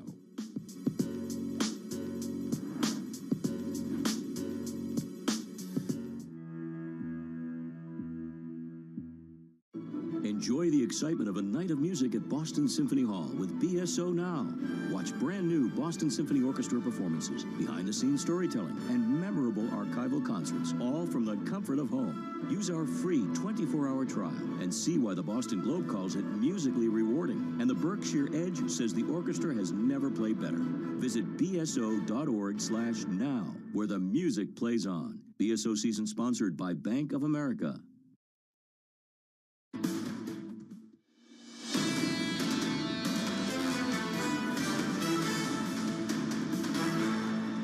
This is Bloomberg Surveillance Early Edition. I'm Anna Edwards in London with Matt Miller and Kaylee Lines in New York. The Bloomberg Technology Summit, though, kicks off today in London, bringing together Europe's business leaders, policymakers and entrepreneurs to discuss things like AI, crypto, cybersecurity. Bloomberg's Tom McKenzie has been there this morning and joins us now from the summit with the CEO of Darktrace, London-listed leading autonomous cybersecurity and AI business. And he's with the CEO of Darktrace, Poppy Gustafsson. Good to see you, Tom. Hi, Anna. Yeah, as you say, one of the leading cybersecurity companies, Darktrace, the CEO, Poppy Gustafsson, very happily to say, joining us here in the lobby, as you hear all the delegates around us during this break. But Poppy, thank you for your time. Look, one of the key stories today is what's been happening with potential sabotage around Nord Stream. We're still getting to the bottom of what the details are, but it brings to mind some of the deals that you've been doing, the customers you've been bringing on around critical infrastructure, and the resilience or not of our infrastructure, particularly our energy infrastructure. What are the needs, the cybersecurity needs of companies that operate and maintain and build out that infrastructure? I mean, critical infrastructure is an area that absolutely has to be right at the cutting edge of adopting sort of cyber principles, because they are so many businesses rely on their products, whether that's energy or other sort of supplies.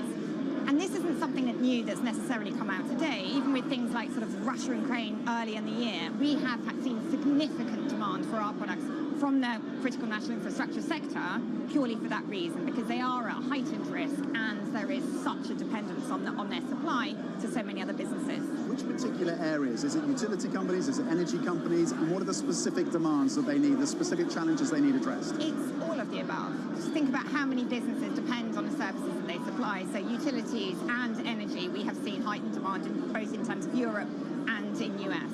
And that's because they're an easy target. If you are operating a business that typically can be reliant on very old legacy systems that have been around for decades, they're not necessarily at the cutting edge of capability. But also, if you are looking to enact your cyber gains and use that for nefarious reasons, they're a very high-profile target where the consequences can be felt very, very highly, and therefore it makes a sort of ideal victim, if you like, for cyber attackers. You monitor this, obviously, on a daily, hourly basis. Are you seeing a tick-up of attacks emanating from Russia? We're not in the business of attribution necessarily, so we're not necessarily saying it's coming from one nation or the other. But since the invasion of Ukraine, we have seen an uptick in attacks across the critical infrastructure sectors, particularly in Europe and the US. In this environment of higher interest rates, slower growth, recession concerns, are you seeing reluctance from clients and customers? Are you starting to see that ebb away? I've answered this question in the past. I think, to be honest, we are, as a business, we're still quite a poor indicator of demand more broadly, because we are still very much supply constrained rather than demand constrained. So our business grows, the quicker that I bring people in. So we're not necessarily a good proxy about what is happening in the market more broadly. But from our perspective, we're still seeing very strong demand for our products. Are acquisition costs, are they inevitably going to be moving higher in this environment? I think you're seeing inflating costs sort of all over, predominantly in terms of, you see that in terms of employee costs and things like that. Okay. A few months ago, Thoma Bravo you were in conversations with them, of course, about a potential takeover. It didn't come to pass. Can you give us some detail as to why ultimately they walked away? I mean, I had to be sort of, as you can understand, I'm fairly limited by what I can and can't say, but what I will say is we've loved being a public company. I mean, there's a whole ton of ideas that we've got up our sleeve. Was it a question of pricing, or did they find something that they didn't like? I would say, no, these conversations leaked at the very earliest stage of engagement with Thoma Bravo. That unfortunately became public, and in September we said that those conversations had ended. We have a legal obligation to explore any such offers, but if I was sat where Thoma Bravo is, I'd be looking across at the UK thinking, it's a very cheap area to be able to come and potentially do some takeovers now. Does the collapse of the pound make you a more attractive target, and are you in conversations with anyone else? I would speculate that if I was on the US side looking over here at the UK, I would say, yeah, the UK does look cheap. But from my perspective and from my business, we're just really prioritising or exploring all of the opportunities that we see ahead of us. And we've got a whole bunch of ideas, a whole bunch of innovation. We had a new product launch over the summer, and we're just really excited to get back to business as usual. What are you doing in terms of headcount and cost cutting? Are you going to have to trim headcount? Grow, grow, grow. We are in a growing market. We have a big business opportunity ahead of us. My priority is bringing many people in as we can. Okay, where are you prioritising the R&D spend at this point, Poppy? R&D spend. We have got a world-class R&D team in Cambridge. And I think one of the things that we do really well is we've got this brilliant eclectic mix of multidisciplinary people that we've got, theoretical linguists in there and microbiologists as well as your computer scientists. And my priority is bringing in more and more of those brilliantly capable people and using their skills to solve the problem of cybersecurity. Poppy Gustafsson, CEO of Darktrace. Before we let you go, one more. I've just been told I get another question, but I'm conscious of the fact that you are shouting elegantly above the din here. How concerned are you? We talked about the pound, but more broadly, how concerned are you about UK PLC? At this point, this time, the government's plans, are you concerned that we could be heading into a potential crisis here?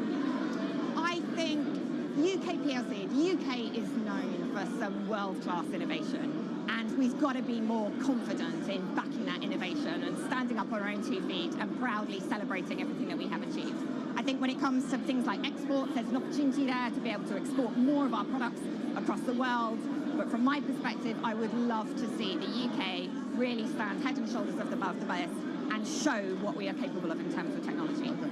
CEO of Darktrace, talking about the value that you can now get in the UK on the back of the falling pound, and painting a bullish picture of some of the skills and qualities and tech ingenuity we have here in the UK, despite all the broader macro woes. Guys, back to you. Yeah, that was positively uplifting. T-Mac, thank you very much. Excellent interview. Thanks very much as well to Darktrace CEO Poppy Gustafsson. Now, let's get to an exclusive interview with Deutsche Bank CEO Christian Sewing. He expects market volatility to continue for the next year, but the German lender is well positioned for that. He spoke exclusively with Bloomberg's Haslinda Amin. This is the decade of volatility because a lot of things which happened then obviously also with the awful war in the Ukraine show to us that volatility will take over, and that means you need a superb risk management. And fortunately for Deutsche Bank, we have transformed this bank over the last 4 years quite significantly. We always said core to our business is our own risk management, the positions for the clients. And that's exactly what we are doing these days. We want to be close to our clients in each and every market here in Asia, but also in Europe and in the US, and convince the clients with our risk management capabilities. I think that is really key, because in these days, if you don't have a proper risk management, you can't be close to your clients. How much exposure do you have to UK assets? They have imploded. We have the pound at a 37-year low. We have yields in the UK surging, 10-year yield at 5%, 40, 50-year bonds are trading at 25 cents. How is that impacting you? What kind of losses are you looking at, possibly? Well, fortunately, we have a very diversified book. This is the advantage of being a global bank. This is the advantage of having a bank with 4 proper business lines so that you're not dependent too much on one business line. And again, we entered this kind of period with a clear view that volatility takes over, that these kind of moves are not unrealistic, that this could happen. And this is the way we positioned ourselves. And in this regard, I'm actually quite comfortable and also confident with the positions we have. Is the UK experiencing a currency crisis right now? And if it isn't, are we looking at one in the coming weeks? Well, obviously, we are seeing almost dramatic moves. But I wouldn't talk about a currency crisis. Not yet? I clearly think, the UK has seen over the last, if I look at these kind of countries like the UK, I'm looking back for the last 50, 70 years. And they have maneuvered through various crises. So I'm confident that the UK will come through this. I cannot tell you actually what the today's rates move are, and volatility, as I said, stays. But I can also see that over time the pound is coming back. An exclusive interview with the Deutsche Bank CEO Christian Saving there. Joining us now to take stock of where we are on markets, Simon White, Bloomberg macro strategist. Simon, everything seems to come back to treasuries. Everything seems to come back to where we are on interest rates right now. I've been looking at the corporate credit story. Credit risk really rising in Europe, as measured on the chart I'm looking at of the market iTraxx Europe index. Not quite rising to the same degree in US corporate spreads, but clearly something is stirring within the corporate credit space. Where has this latest leg up in treasury yields come from? More Fed hawkish speak, it seems. Yeah, I mean, there's been a kind of reevaluation. I think people thought the mistake that the Fed was going to pivot too early is now it's going to pivot too late. So we've seen this rise in rates at the front of the curve. But I think really interestingly, what that means is that people believe that the dollar is going to be bid for much longer. And if you're an energy importer, that means that your energy bill is going to keep expensive. It's going to be harder for you to get dollars. So on net, you're seeing these countries are basically having to shed debt, shed treasuries. So that's causing the longer end yields to rise as well. So you're seeing this sort of move up in yields, like across the curve, but it's for different reasons. So we had the Japanese finance ministry intervene in markets for the first time since 1998 to protect the yen.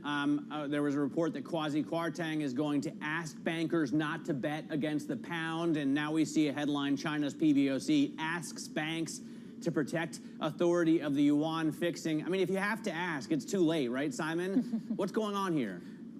Yeah, exactly. I mean, for a start, I think trying to tell traders not to short something is probably a red rag to a bull. But you know, clearly the big thing here is the US. You know, I think everything else to some extent is a sideshow. They're determined, so they've said, to get inflation down. We'll see their mettle tested when the unemployment rate starts to rise. But for now, that's the strong message that they're sending. They're going to keep raising rates, keep tightening policy until they see core inflation coming down, and that causes a lot of ructions across the world, from currencies to yields to corporate debt. Well, and that's what we heard from Treasury Secretary Janet Yellen yesterday. She essentially said financial conditions tightening is what we should expect. She also said that market conditions right now do not look disorderly. Really? Yeah, I mean, I think you've got to be careful. I think there is definitely liquidity issues within the Treasury market. I think that's exacerbating some of the moves. You have $7.5 trillion of treasuries owned by energy importers, so there's a lot of pressure on selling pressure there. And as I say, if you look at measures of liquidity, bid-offer spreads and things like that, there's clearly been a deterioration in liquidity. So I think that's exacerbating the moves, but I don't think we're quite in disorderly markets yet. Certainly nothing like the financial crisis. Yeah, our colleague Mark Cudmore earlier on telling me, it's not panic. It doesn't look like panic yet. And maybe that's what she was referring to. Simon, thanks so much for your time. Bloomberg's Simon White joining us then on the latest on the markets. And just to recap where we've got to on the UK rate story, as we've been tracking that very closely this week, UK short bonds are rallying. 2-year yields dropping 10 basis points to 4.55%. They've travelled a long way higher, though, in the meantime. That is it for early edition. More surveillance is ahead. Tom, John, Lisa, they will have all of the latest market moves, the selling we're seeing in European stocks, US futures pointing lower. This is Bloomberg.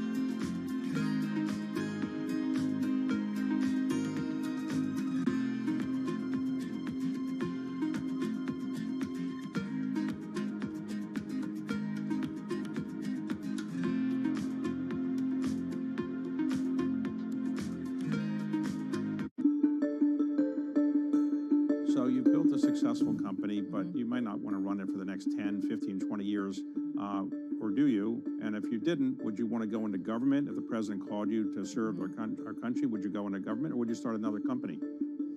I love what I do. And I feel like I have this luxury with 23andMe that it keeps evolving. You know, we started out just as a consumer company. We're thick in research. We got into drug discovery in 2015, and now we're getting to the delivery of care. So I've been really lucky with 23andMe that it's been endlessly interesting. And I'm surrounded by incredibly talented, brilliant individuals where I learn from them. And what I always advise people to do is, like, you should take jobs where you're learning. And if you stop learning in a job, then you should quit. And, like, frankly, when people leave 23andMe, like I say, if you're not learning anymore, you should move on. So I'm 100% committed to 23andMe. That said, my other passion is other direct-to-consumer. Like, I want to build out a true consumer-empowered healthcare world, like one that is outside of the existing system. And there's no greater force than government.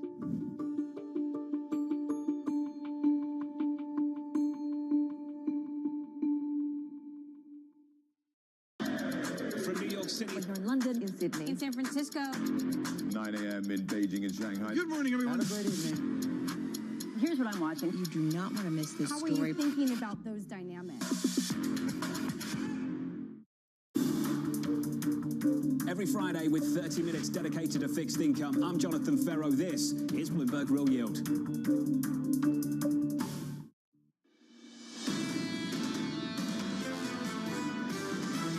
The Fed is finally getting its arms around making monetary policy tight. I think the market clearly understands what's happening. We're probably getting closer to a bottom. Inflation's here to stay. Higher rates are here to stay. High rates don't mean a bear market. This is Bloomberg Surveillance with Tom Keene, Jonathan Ferro, and Lisa Abramowitz. 6 days of losses on the S&P, about to become 7. Live from New York City for our audience worldwide. Good morning, good morning. This is Bloomberg Surveillance on TV and radio alongside Tom Keene and Lisa Abramowitz. I'm Jonathan Ferro. Futures are negative 1.2% on the S&P TK in a bond market, a 10-year with a 4 handle. Yeah, it's just as exciting today as it was crisis day. What was it, 2 or 3 days ago, John? My head is spinning. I've frankly been up since 1:30 watching Asia unfold and Europe as well. John, I'm going to point out 2 things. The euro gives way. It's very subtle, but a weaker euro. And I'm sorry, the U.S. 10-year yield has got to be on Jerome Powell's Bloomberg this morning. Euro dollar 95.45, a 10-year in the Treasury market, up 6 basis points on a day through 4%. Tom, in the equity market on the S&P, we're going back to November 2020.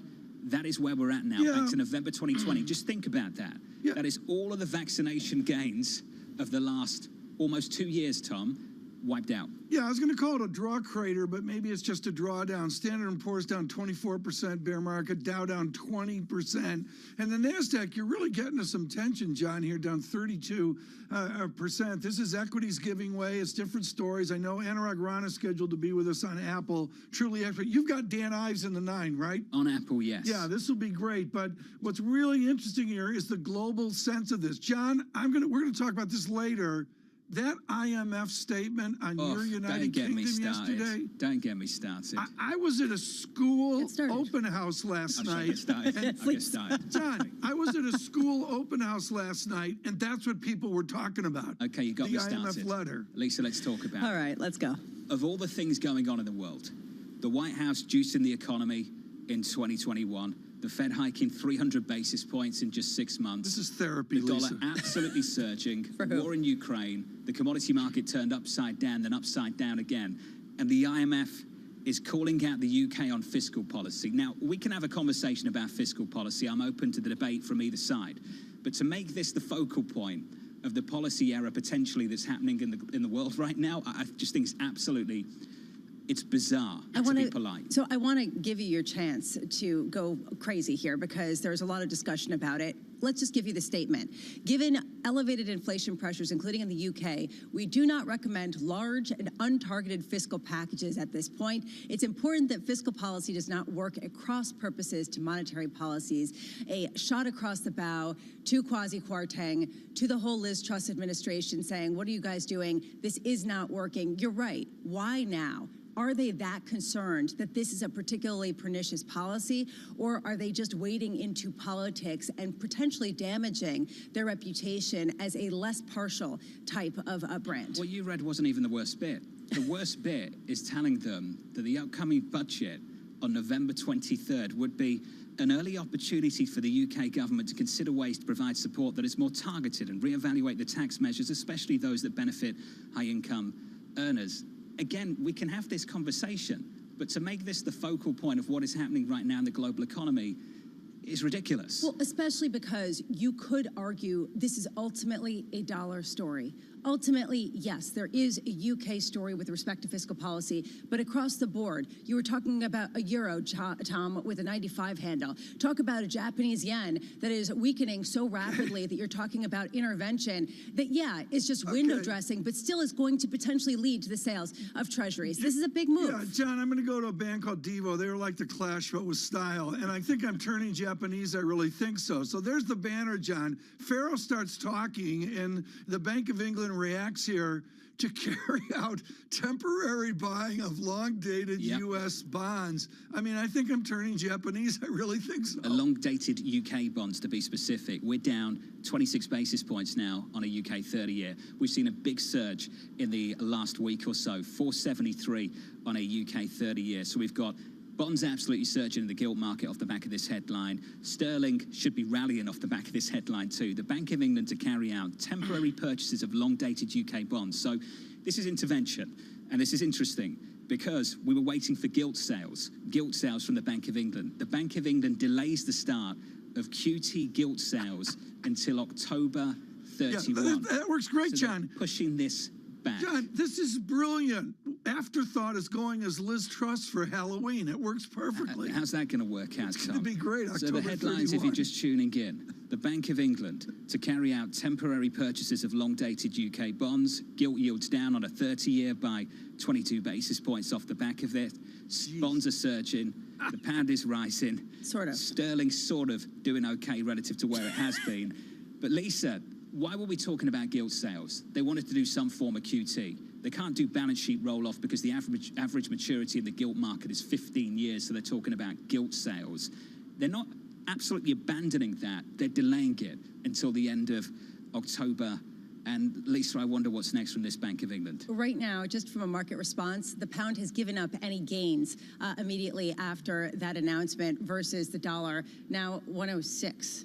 Just giving you a sense of the market response. Not going to do it. Not going to necessarily support. And this actually goes to this credibility issue that Paul Krugman outlined in the New York Times yesterday, right where he basically Lisa said there is a question about whether this central bank has the conviction to go at this, given the floating rate nature of all of the mortgages and the fact that people are going to have to refinance. This has a shock element to the economy that perhaps this Bank of England will not be able to stomach, and that is where you're seeing the loss of credibility. John, you brought this up time and time again. Lisa absolutely nails the importance of the Krugman essay. Folks, this is Paul Krugman's wheelhouse. This is how he won the Nobel Prize. And the answer, John, is they are beholden to floating rate mortgages, which will crush the middle class of the United Kingdom. And we're already seeing the mortgage market get ripped up in the last couple of days. A lot of people have had to remove mortgage products because rates are moving so quickly. Look, there are two ways that you can have this kind of crisis. One is if you have a load of foreign currency debt, which the UK does not have. They have debt issued in their own currency. They own the printers. That's not the issue here. The other issue is if you believe the Bank of England is not going to meet the moment, which is what Lisa is talking about. Can they really validate market pricing right now, Lisa? Market pricing is so aggressive, not just over the next 12 months, but over the next month or so. And what you're seeing in the action, at least in the pricing, is conviction that maybe they will back off from selling some of their gilt holdings, but not conviction that they'll be able to support the pound. And that really goes to this question of, are they going to be able to tighten enough to offset the potential inflationary pressures and the deterioration of foreign investor confidence in this nation's budget? Jens Nordvig has been following all of this. The CEO and founder of Exante Data. I'm pleased to say that Jens Nordvig joins us right now. Jens, I'd just love your response to what the Bank of England is up to here.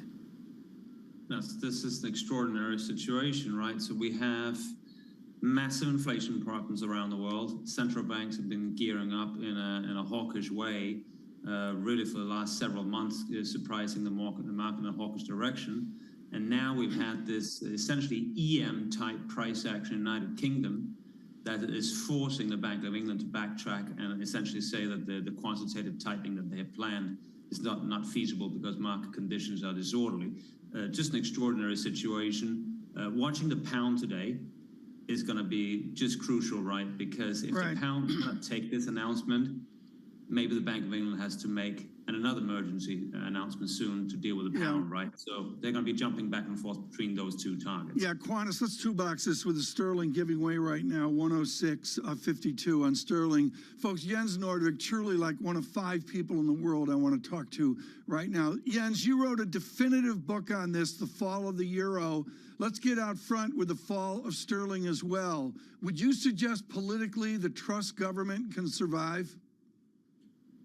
So what is extraordinary about this is that they've made essentially an ideological fiscal policy step in a situation where the market is right on the edge, right, and potentially has tipped the market over the edge. So this could certainly have political repercussions. I think essentially what the pound is going to do in the next week could potentially determine the future of this government. Jens, what we're looking at right now is very much a UK story. It's also a very much dollar story. If you look across the world, how much are people in the UK, but beyond, also at the IMF, who are now pointing fingers at Liz Truss, but at the World Bank, at some of the other foreign central bankers, going to be pointing their finger at the Federal Reserve and saying, look, you guys are creating some serious issues and everyone's playing catch up and it is going to reverberate back on your economy. So the Fed is dealing with a major inflation problem in the United States. We have inflation way, way, way above target, right? The Fed doesn't really have much of a choice. When the Bank of Japan intervened for the first time in the currency market to support their currency in decades last week, there was a lot of discussion about, okay, can we have some kind of coordinated action to make sure the dollar doesn't get too strong? The problem is that from a monetary policy perspective in the United States, U.S. needs a strong dollar, right? So how can you coordinate and get the dollar down when the U.S. needs a strong dollar to fight the inflation we have here? So it's all tied to the inflation we have in the United States. As long as that is not under control, essentially the Fed has its hands tied against its back, right? It's very, very hard to step in. And until CPI numbers turn, that's going to be the problem we're dealing with, not just in the US, but globally. Jens, just help me out with this statement from the Bank of England. They talk about dysfunction in the market, the fact that it could affect UK financial stability, that it would lead to an unwarranted tightening of financial conditions. It's a pretty difficult question to answer, I understand, Jens, but can you draw a distinction between what we've seen over the last couple of days that is disorderly, that isn't in line with fundamentals, that is leading to an unwarranted tightening of financial conditions? How do you strip that out when the Bank of England is trying to make this both targeted and time limited, but also saying they'll do whatever it takes to really correct the dysfunction? I mean, this is pretty confusing stuff, Jens. How do they sit here and understand what is out of kilter with fundamentals and what isn't? So I think probably what they're looking at is that if the short end of the yield curve adjusts 100 basis points, 200 basis points, that has to do with expectations for monetary policy.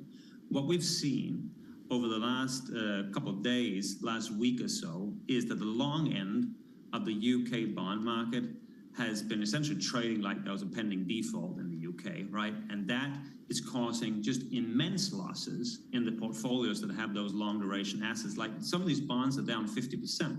So if you think about an insurance company that owns a lot of these bonds, or a pension fund that owns a lot of these bonds, Clearly, those are the kind of contagion effects that the Bank of England are concerned about now. And the price action has just been absolutely stunning, right? I was tweeting about it last night, literally the 30-year chart. I'm not surprised that Bank of England is pretty concerned about it as well. So it's really the long end versus short end, I think, is that distinction that they're looking at right now. Jens, I've got to squeeze this in. The BOJ in the last week, intervention. The Bank of England in the last week, intervention. Jens, who's next? This is a new era. Like, I think we might have had like a dramatic Chinese currency intervention like a couple of minutes before we went on screen here. So markets aren't stable, inflation changes everything, and governments, central banks are going to try all kinds of things we've not seen for a long, long time. So we're really back to the 70s, 80s in terms of the policy steps that are being considered here. So brace yourself for something you haven't seen for quite a while. We're braced. Jens Nordvig of Exante Data, TK. What a couple of weeks. What a couple of weeks, what a couple of hours. As Mr. Nordvig mentions there, China acting as well. All I can say, John, is we will treat this on a global basis. Our booking team is using every resource to make the sophisticates informed, but also, John, as you mentioned, the millions of people, their heads are spinning in this original post-pandemic crisis. Well, that's an interesting start to this morning. Good morning to you. Equity futures off the lows. We're down about 0.4%. Yields off the highs. Your 10-year, 3.93. Down from 4% from New York. This is Bloomberg.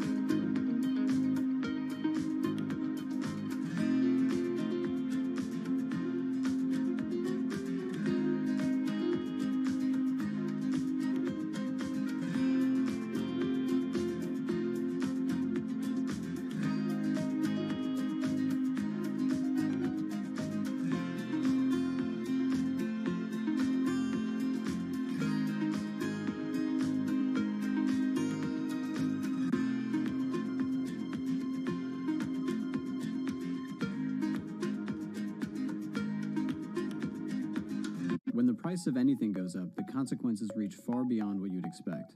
But perhaps most of all, when it comes to food. In 2010, surging food prices helped spark the Arab Spring. Lives were lost, regimes fell, and the consequences are still with us. Once again, food prices are rising, and fast. Energy costs, broken supply chains, and surging demand were just some of the factors that have driven food prices to their first record high since the Arab Spring. And that's all before a war between two of the world's biggest food producers.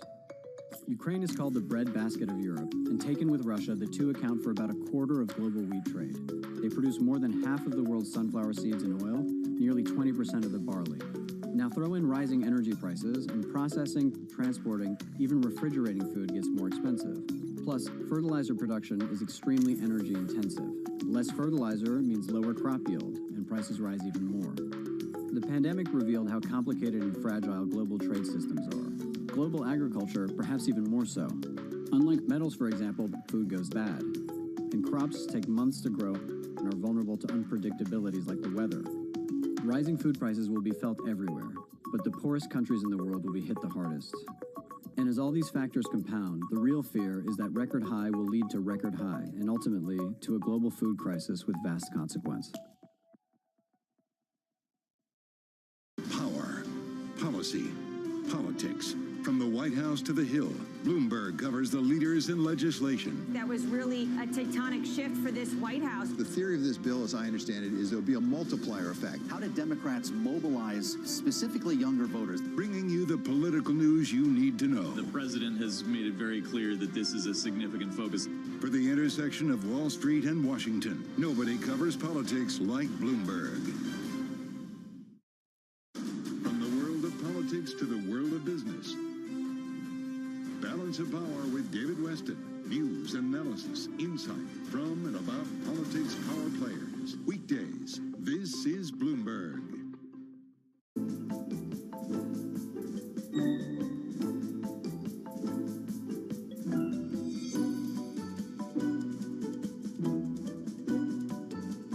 If somebody says, I want to be, and a person has an impact on society, what would you recommend that somebody do to work their way up? Well, I think the first thing, you've got to believe in something that you really care about.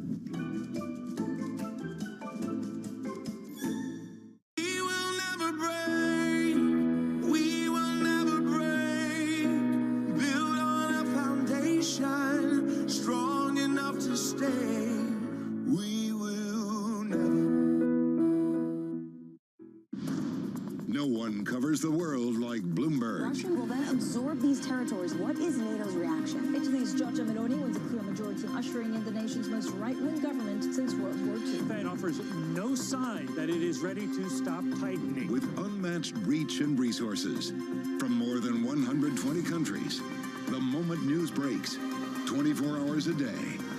Bloomberg, your global business authority.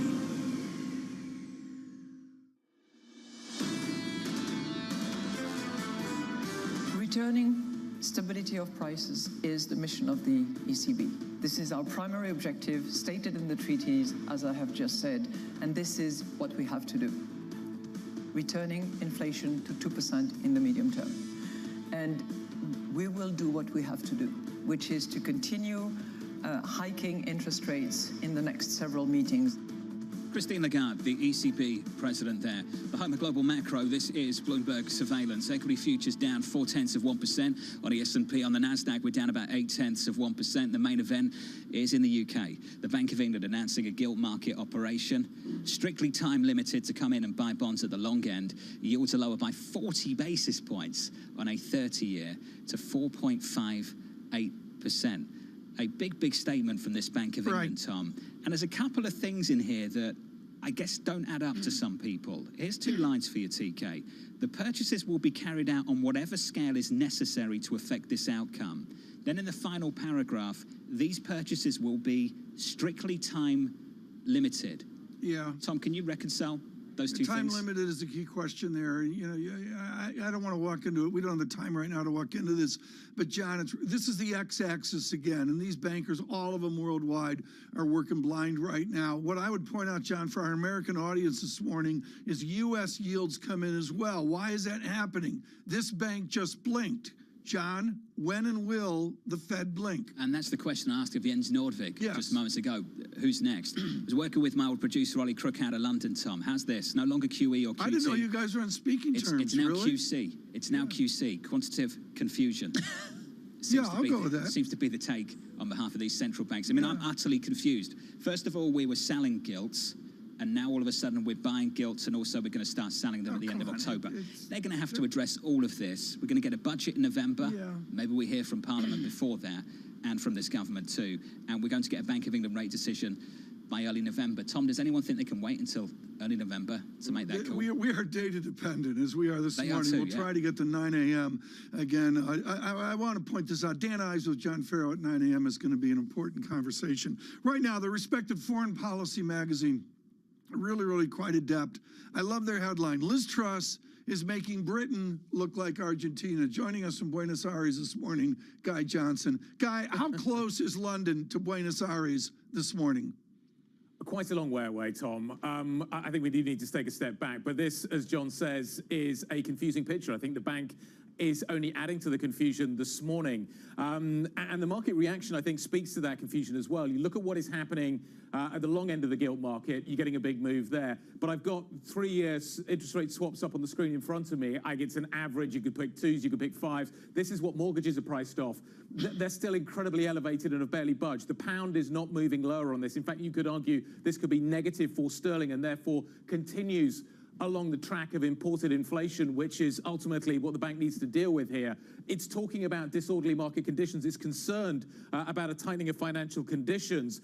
But that tightening of financial conditions in many ways still exists after this. The 3-year swap went down briefly and came up. But if you take a look at even over the last 5 days, we've come up from 4.2 up to 5.7.